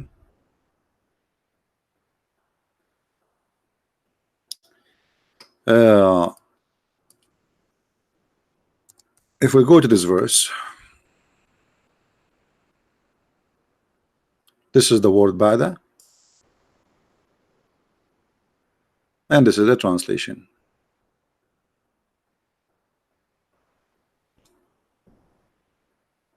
And here, by the way, is a mistake in the Quran in this chapter. It's chapter 79, because the verses here is speaking that Allah, He created the heaven,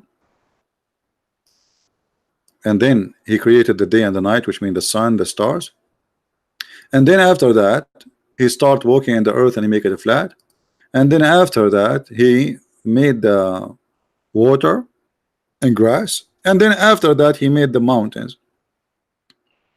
But this is totally different from the chapter 41, where it says totally the opposite. You can check it out.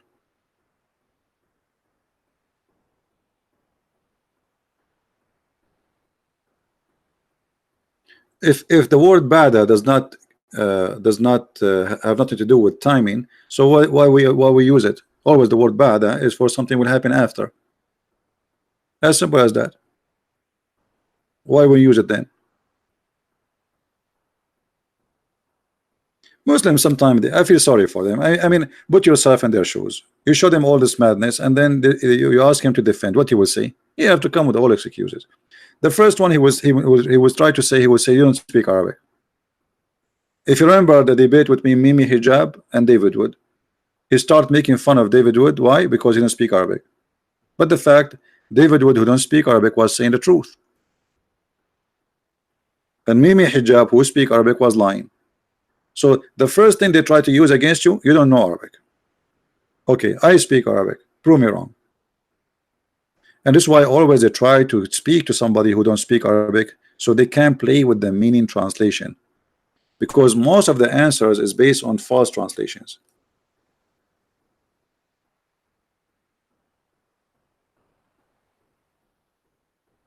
No, not 99%, 100%. Always bada is about after. That's what bada mean. Bada always come as after, doesn't come as something else. There's nothing else.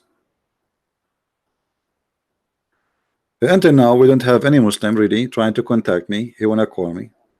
I don't see anyone.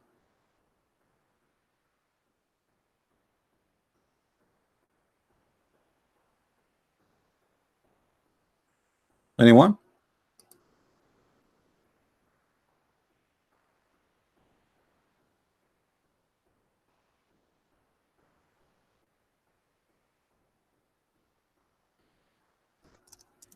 Who is a Muslim would like to call me? I'm not going to ask you any question.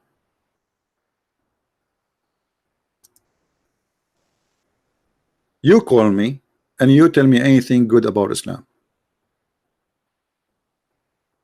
Anything.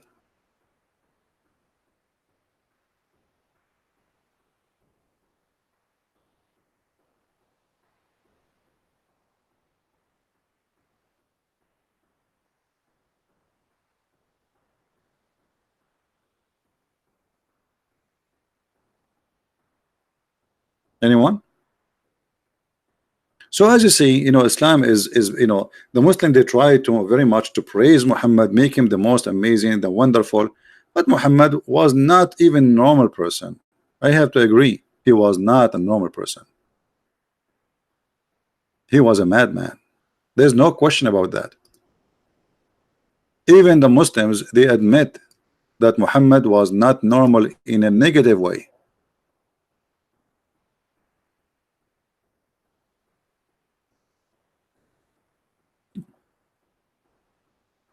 If I say to you, there is somebody he tried many times to commit suicide, what you will say? Is he normal? Is he stable? Is committing suicide, trying to kill yourself, is a sign of somebody stable? This is the Muslim books saying that the Prophet of Allah, he tried to throw himself from the top of the mountains many times. Do we really need to prove that Muhammad obviously have a mental illness? The story itself proving to us not only Muhammad is suffering from mental illness, but it's a continuous situation, and it's a kind of a silly. Each time, read carefully. The Prophet becomes so sad, as we have heard, that he intended several times to throw himself from the top of the high mountains. several times? Do you see the word several times? Why Muhammad trying to kill himself several times? What he was trying to, what lead him into such a point? I mean, you are lucky, you are prophet of God, you are the final prophet. Allah, he gave you power of 40 men in bed. Even me, I don't have that. I have 39. So why a man like this, the best of the booty, as many women as you wish, fifth of every attack, and yet you want to commit suicide? I mean, what's wrong with you? Several times, and look what happened. Each time Muhammad, he tried to commit suicide, what happened? This is Muhammad's story, remember, because he is all alone there. And every time he went up to the top of the mountain in order to throw himself down, Jibreel, again Jibreel, here we go, Jibreel is coming. Jibreel would appear before him and say, oh Muhammad, you are indeed Allah messenger. Okay, so what the reason Muhammad want to kill himself? Muhammad don't believe he's a messenger. Do you see it?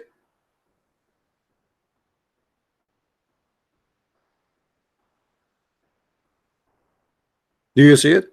So the reason is for Muhammad to try to commit suicide that he himself do not believe he's a prophet. If you're a prophet, try to kill himself because he think he's a crazy and he is not a messenger. Why you are asking us to believe in him? And then after Jibreel, he says to him, you are truly a messenger of Allah. What will happen? Read carefully. Whereupon this, his heart would become quiet, and he would calm down and would return home. Wonderful. Just he told him, you are truly indeed a messenger of Allah. Muhammad, he cooled down. He was like, leave me alone, I want to kill myself, don't hold me, stop touching me, I want to jump. And Jibreel, he says, Prophet, just stop, indeed you are a messenger of Allah. And the Prophet, he looked at him, really? Yes, you can ask even the Pink Panther. Okay, so you think really I'm prophet of Allah? Absolutely, look at you. Have you ever seen a prophet of Allah? Isn't it crazy? You're just one of them. Okay, you make sense here. Okay, I'm going to go home. He go home. Second day in the morning, he wake up. Muhammad, he go up in the top of the mountain again. He climbed the mountain, and whenever the period of the coming inspiration used to become long, he would do as before. Like, what the heck with this guy?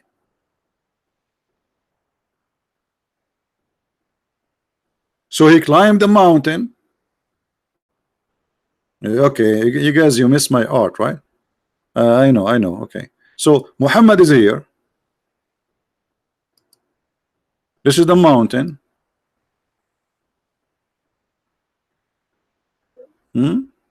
This is the mountain, and Muhammad, he climbed the mountain. Muslims, it's okay if we say Muhammad, brother, without saying Allah pray on him? It's okay. I hope he will not do anything to me because I said Muhammad with his name without, like, I mean, SAWFM, short wave, long wave. So Muhammad, brother, he climbed the mountain. He's here now. Muhammad is here, brother. Muhammad is here. Muhammad is here. Muhammad is here. Muhammad is here. Here. I feel sorry for him. Here, he can't breathe no more. And now he is in the top of the mountain, and he want to throw himself. And then Jibreel appeared in front of him, and he hold him from his panty. Well, why Jibreel don't appear for him here before he go to the mountain? In his home. The poor guy, he climbed the mountain all the way to the top of the mountain, and now you appear for him. What about you tell him before you go?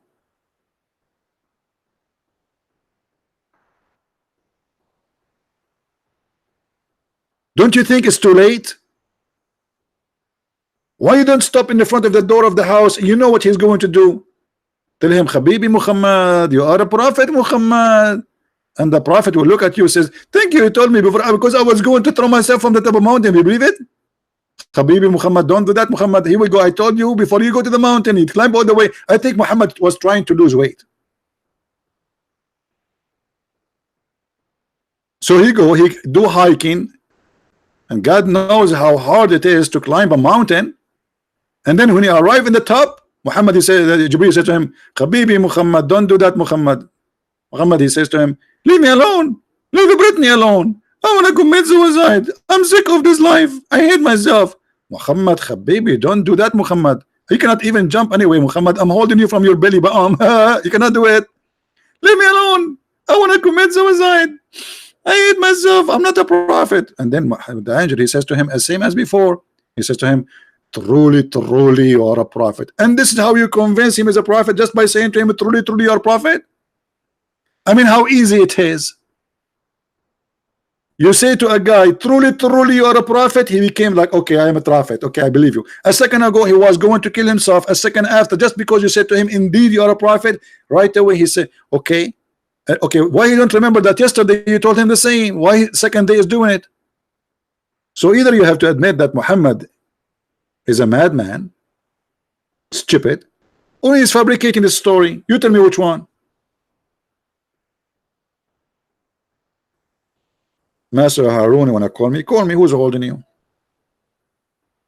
Do you need invitation? Any Muslim can call me. You are welcome.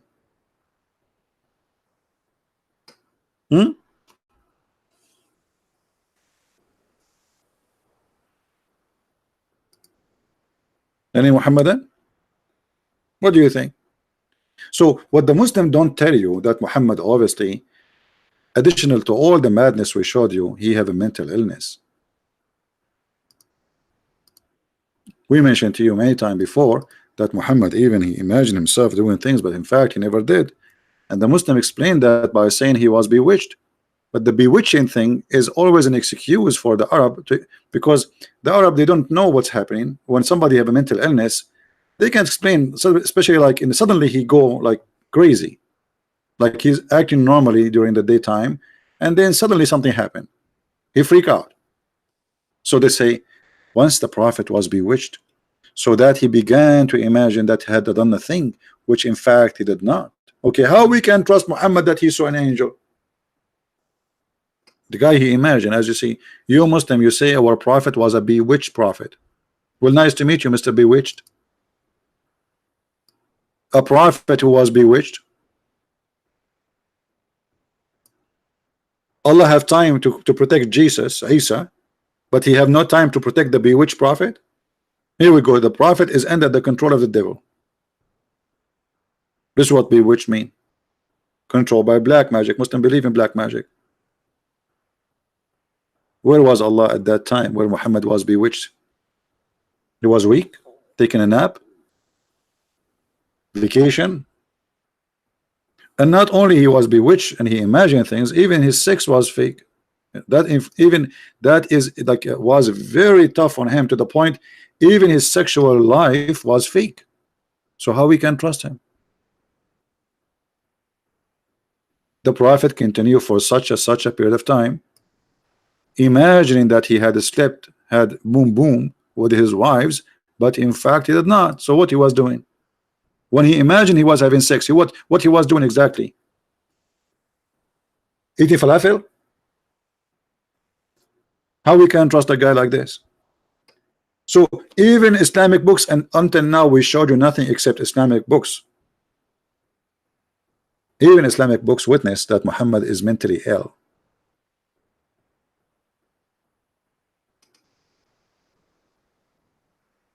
The Arab, they call Muhammad crazy too. But here you see, I can say to somebody crazy, and it doesn't mean really he is. But all those things you added together with calling somebody crazy, it makes sense he's a crazy. Yes, he is. All those verses saying Muhammad is a majnoon.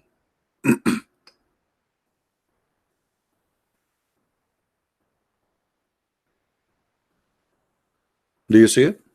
The Arab, they did not find it amazing. They found this guy is a crazy man.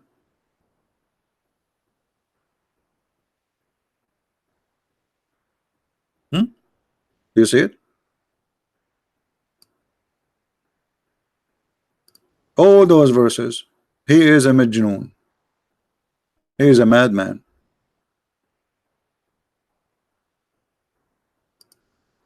This was the opinion of the Arab on Muhammad.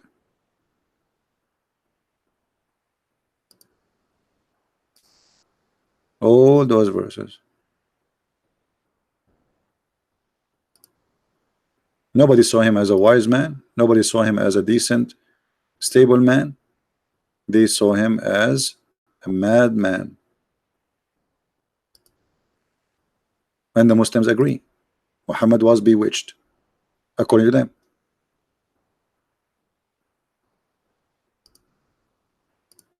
And look how many times. And Allah, He wanted to support Muhammad. He said to him, you know what, you are not crazy. Allah saying to Muhammad, you aren't crazy. But the man who tried to commit himself, suicide himself, he cannot be a normal.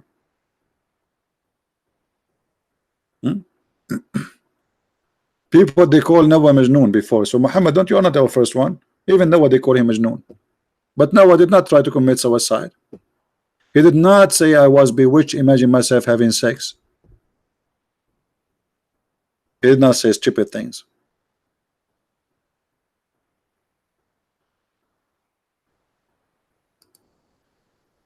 What the Arab they say when they see Muhammad reciting Quran?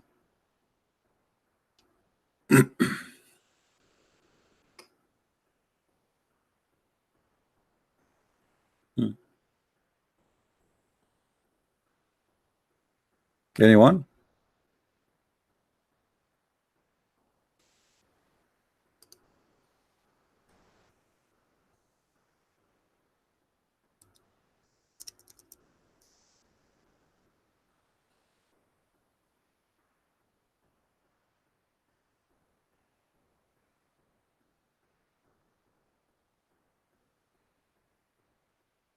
Any Muslim?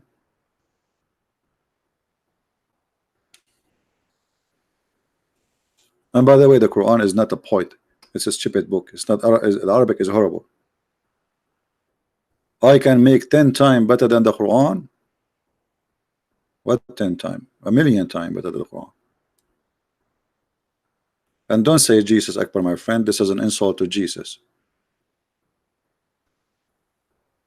Akbar means bigger. We don't worship idols, and Jesus is not an idol. Any Muslim?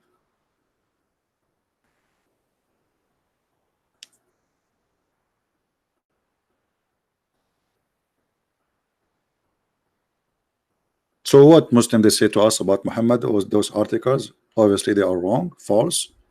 Muhammad was weird man. Muhammad was sometimes, you know, I mean, even the word crazy doesn't fit with him. Disgusting, crazy. Even the Muslims accuse him that he stole an underwear. I mean, have you ever heard of a prophet and his followers? They accuse their boss who took an underwear, and Allah He made a verse about the underwear. Allah Himself make a verse about the underwear, and what the verse saying? He did not take the underwear. Okay, what about you tell us where's the underwear? So imagine you are the head of the universe, and somebody accuse your prophet that he stole piece of clothing, and then you say to them he is not the one who took it. Okay, who is the one who took it? You are Allah, you are the one who knows. Obviously it's Muhammad who took it. So you send a message from the 7 galaxies saying to us Muhammad did not take it. Okay, what about you tell us who took it? Until now it's missing.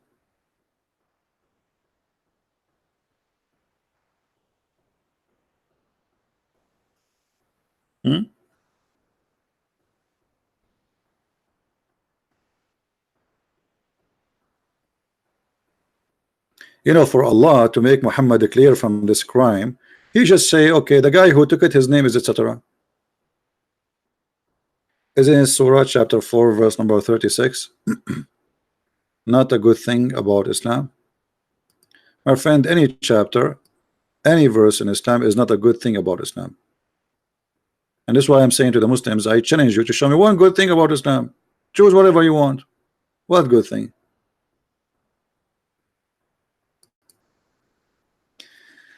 And serve Allah, ascribe nothing as partner into him, and show kindness to your parents. Muhammad saying show kindness to your parents. So what we would do with the chapter 9 verse 23?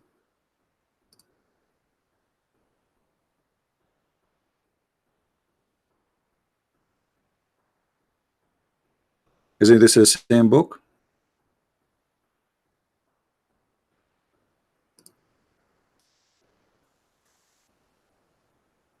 We cannot take your father as a friend. How we show kindness? By not taking them as a friends. They are your enemy. Is that how you show kindness? You cannot take them as a friends. Your parents, your mother, your father, and even your brothers from your blood, you cannot take them as friends.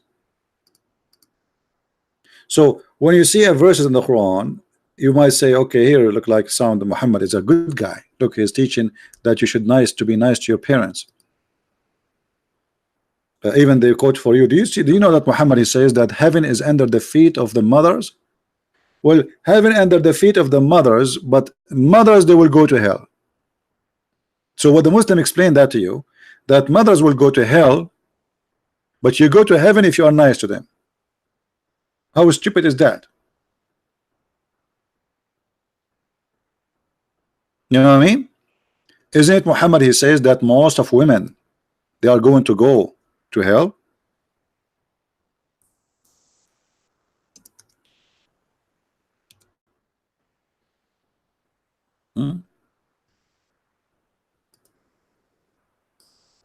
Are we making things up? Those are the mothers. Muhammad, he saw that most of people in hellfire are women. And Muhammad, he accused them that they have deficiency in their brain. This is why they will go to hell, which is showing us again that Muhammad is stupid, man. Because if I have deficiency in my mind, that should not be a reason to go to hell. God is all mighty, all justice, so he will judge you by your ability. So if those women, they have deficiency in their mind, how that can be a reason to go to hell? Deficiency, you see, if you have a defect, is a defect by the maker who make you, not by you. It's not me. Let's say I am born and I have a problem in my head. Okay, is God going to punish me the same as somebody he have a brain? No, that's not fair. Muhammad claimed that because women, they have a deficiency in their brain, that is the reason they will go to hell.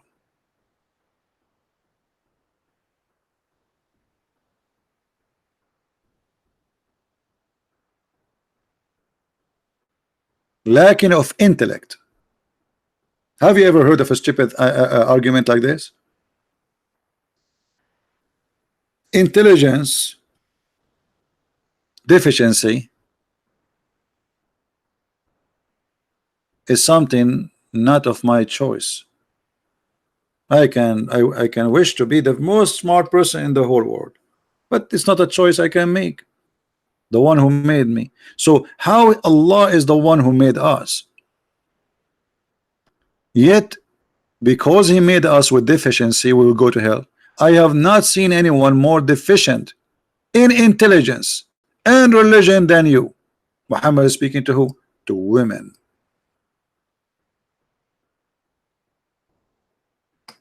So because women, they have deficiency in their intelligence, they will go to hell.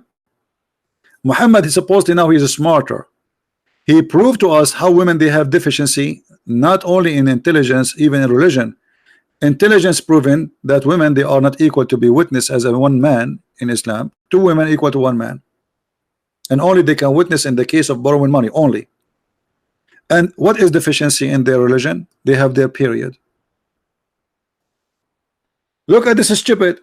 You are the one who forbid them from praying when they have their period, and now you are saying because of that you will go to hell. Isn't it Allah who made women have menses? So Allah, He made the women have menses, and because they have menses they will go to hell. Obviously the one who said that, he himself, he have deficiency. It's not the women. Do you understand me, guys? The one who said such a stupid statement, he himself is the one have deficiency, not the women. You can go to hell for something you did, not something you created with. That's stupid. So the deficiency in their brain is the guilt, and that will make them go to hell. And deficiency of having their menses, it's a guilt, they will go to hell with it. But both of them is not their fault. What kind of cult this cult is? Stupid. The whole point is Muhammad was trying to make them give a charity, give money, donation. This is why you see in the hadith it says when the women they heard that, they start taking off their ears and their bracelet and they give it to Muhammad. This is the whole point. All cult leaders, they try to make you pay them money. Make donation now so God will bless you. Give your money now so God will forgive you. And this is exactly. Okay, a second ago they will go to hell. Now after they give you their earring and their bracelet, they will go to heaven. All cult leaders, they share the same thing. Where's your money? So the whole story here is about what? About giving me your money. That's why Muhammad in the Quran, he said, give Allah a loan, a mortgage, Allah will forgive you. Mimi Hijab, after he finished his debate in 1 hour, he made a video. Oh, I want to give Allah mortgage so Allah will forgive your sin. He quoted this chapter.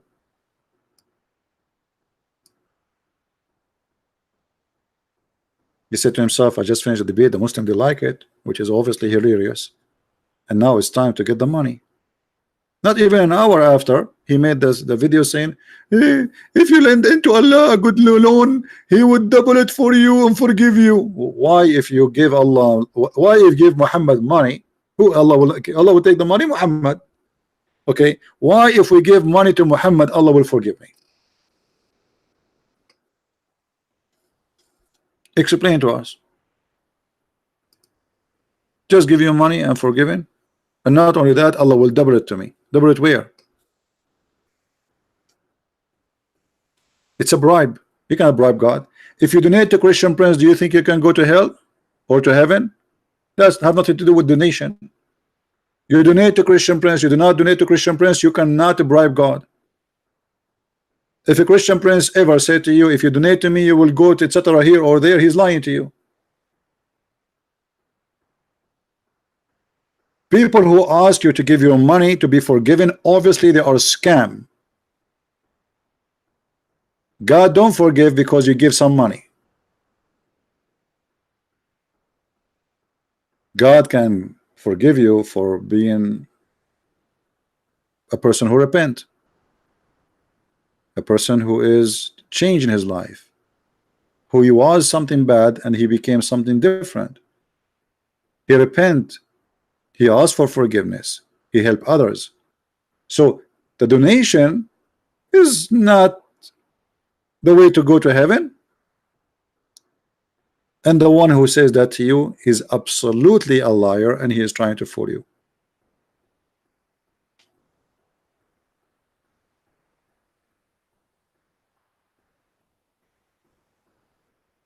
You know the Messiah, if you read all what the Messiah did, he raised people from death. He healed all kind of illness. He never took a penny.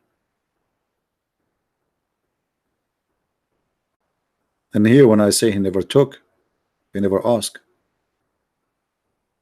He never say, if you pay me, I forgive you. And supposedly, remember, we are talking about the Messiah who we believe is God. While the God of Muhammad asked him, begging for money, claiming that if you give him money, it's a loan, he will forgive you. The Messiah, he was saying, totally the opposite about money.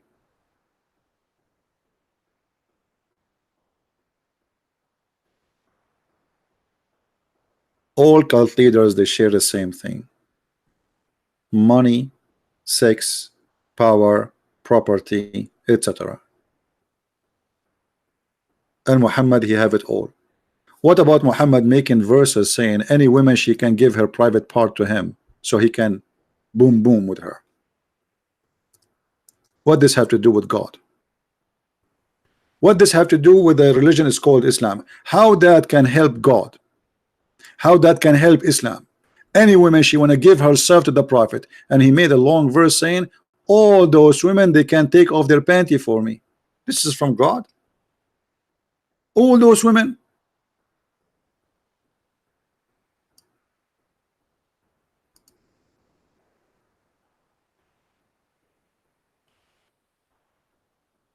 Somebody saying, CP, you can't do that now.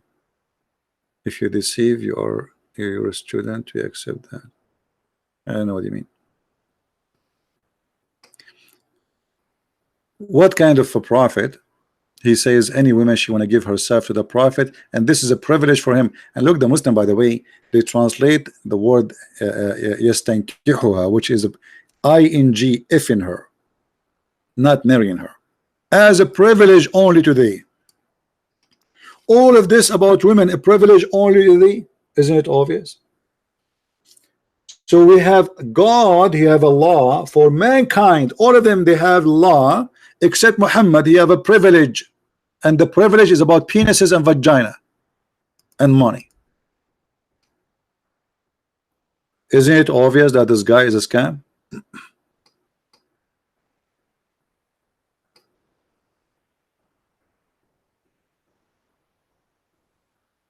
Privilege to thee? Why Muhammad seeking privilege, and why Allah gave Muhammad the privilege about his private part? What does this have to do with God? Okay, Muhammad, now he have women lying up in the front of his door taking off his panty, and how that will make God happy? You see, when we speak about God, everything have a reason. So ask yourself, what is the reason behind this? What this verse accomplished to Allah? Allah sitting in his office, he is the creator of the universe. Do you know how big the universe? And now Allah sitting in his office, and he's writing this article saying a privilege for the Prophet.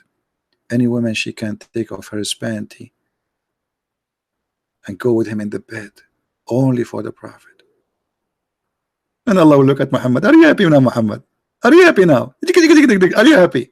And the Prophet says, yes, Allah, please, thank you, Allah. Thank you, please, Allah, please. What is that? And then Muhammad, after he made this verse, women who they are not good looking at all start coming offering themselves, because those women, they are not asking really to sleep with Muhammad because they like to sleep with him, but they are looking for security. The second you sleep, the Prophet sleep with you, you will have a salary, you will have a house, you are protected. That's it. You are the girlfriend of the Prophet. And then when those not good looking women, I'm trying to avoid the word ugly, those women who they are not good looking start offering themselves, Muhammad, you want to get rid of them, like what I did. I just, any woman she give herself, that's mean any woman, any believing woman, old, young. I don't want those old ones. I don't want those. I want the good looking one. So he said, Allah, he gave me this verse. You can delay any of them when you wish, and you can sleep with any of them when you wish. So the women now, they cannot say, but you say to us, any woman she give herself to you, I want to give myself, take me. No, and you know. Always Muhammad, he used Allah as a puppet. So he made a verse saying any woman she can give herself so he can have sex with her, not to marry her. This is a lie. It's a privilege. But then this privilege is not working good, because not all those women are good looking. He want only good looking women, but he cannot say that. So he came with the second verse saying, Allah told me I can delay or I can refuse as I wish. What is that? And then the people, they start talking about Muhammad what kind of a man he is. So Muhammad, he come with a new verse.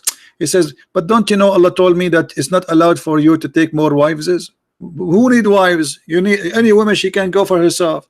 And all the slaves, all the slaves, all your right hand possess is your is open slave for you for sex. And Muhammad was a cheap person, very cheap. They go and they eat. They attend his house. Muhammad don't like it. Here we go. A verse came from Allah. Oh, you believe? Don't enter the house of the Prophet for a meal.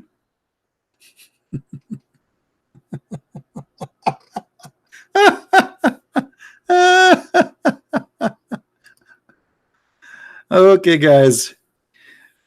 I forgot to tell you that Allah told me that you are not allowed to visit a Christian prince when he have a meal in the table.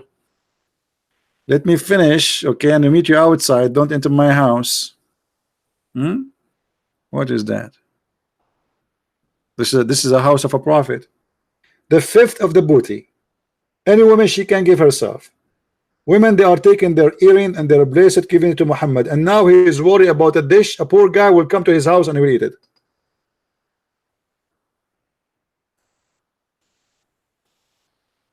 Obviously Muhammad is a prophet of God. While Jesus was saying, I've been a stranger and you took me in. I was a prisoner and you visited me. I was hungry and you feeded me. Which means Jesus saying to you, when you feed a hungry person, you are feeding Jesus. When you are merciful for whatever kind of a human being, you are doing it to Jesus, not to that person. Muhammad was busy making verses saying, don't come to my house when I have food.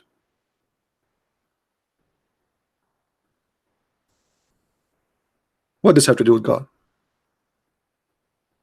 And if you want to ask the wife of the prophet, here you see Muhammad, he treats his women as a property. He don't want them to see anybody. Ask them from behind the curtain. What? Ask them from behind the curtain?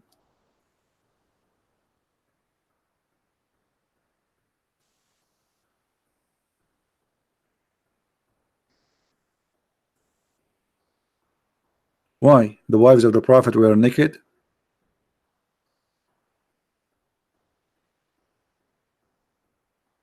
Here we go. Muhammad, he placed the women behind the curtain. This is your place. Your place as a female is behind the curtain. We men, we speak to you. You are the one behind the curtain, not us.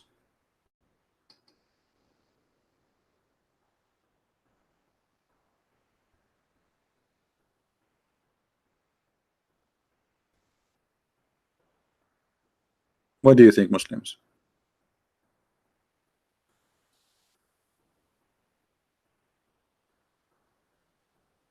Anyway, we will not keep you longer. This video became so long now. Feel free to download the video. We will not, as you know, we don't keep the videos in our channel. Please download them as soon as you can. And always, if you want to find a video which we just made and it's not in the channel anymore, this is what you do.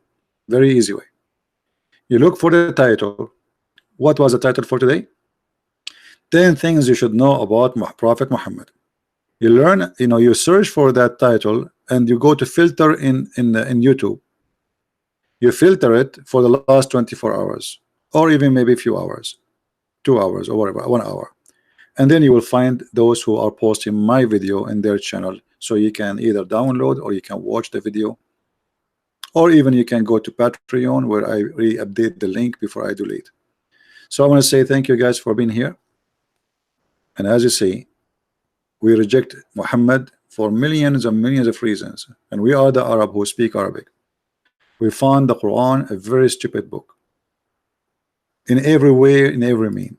Scientifically stupid, grammatically stupid, language stupid, errors stupid, history stupid.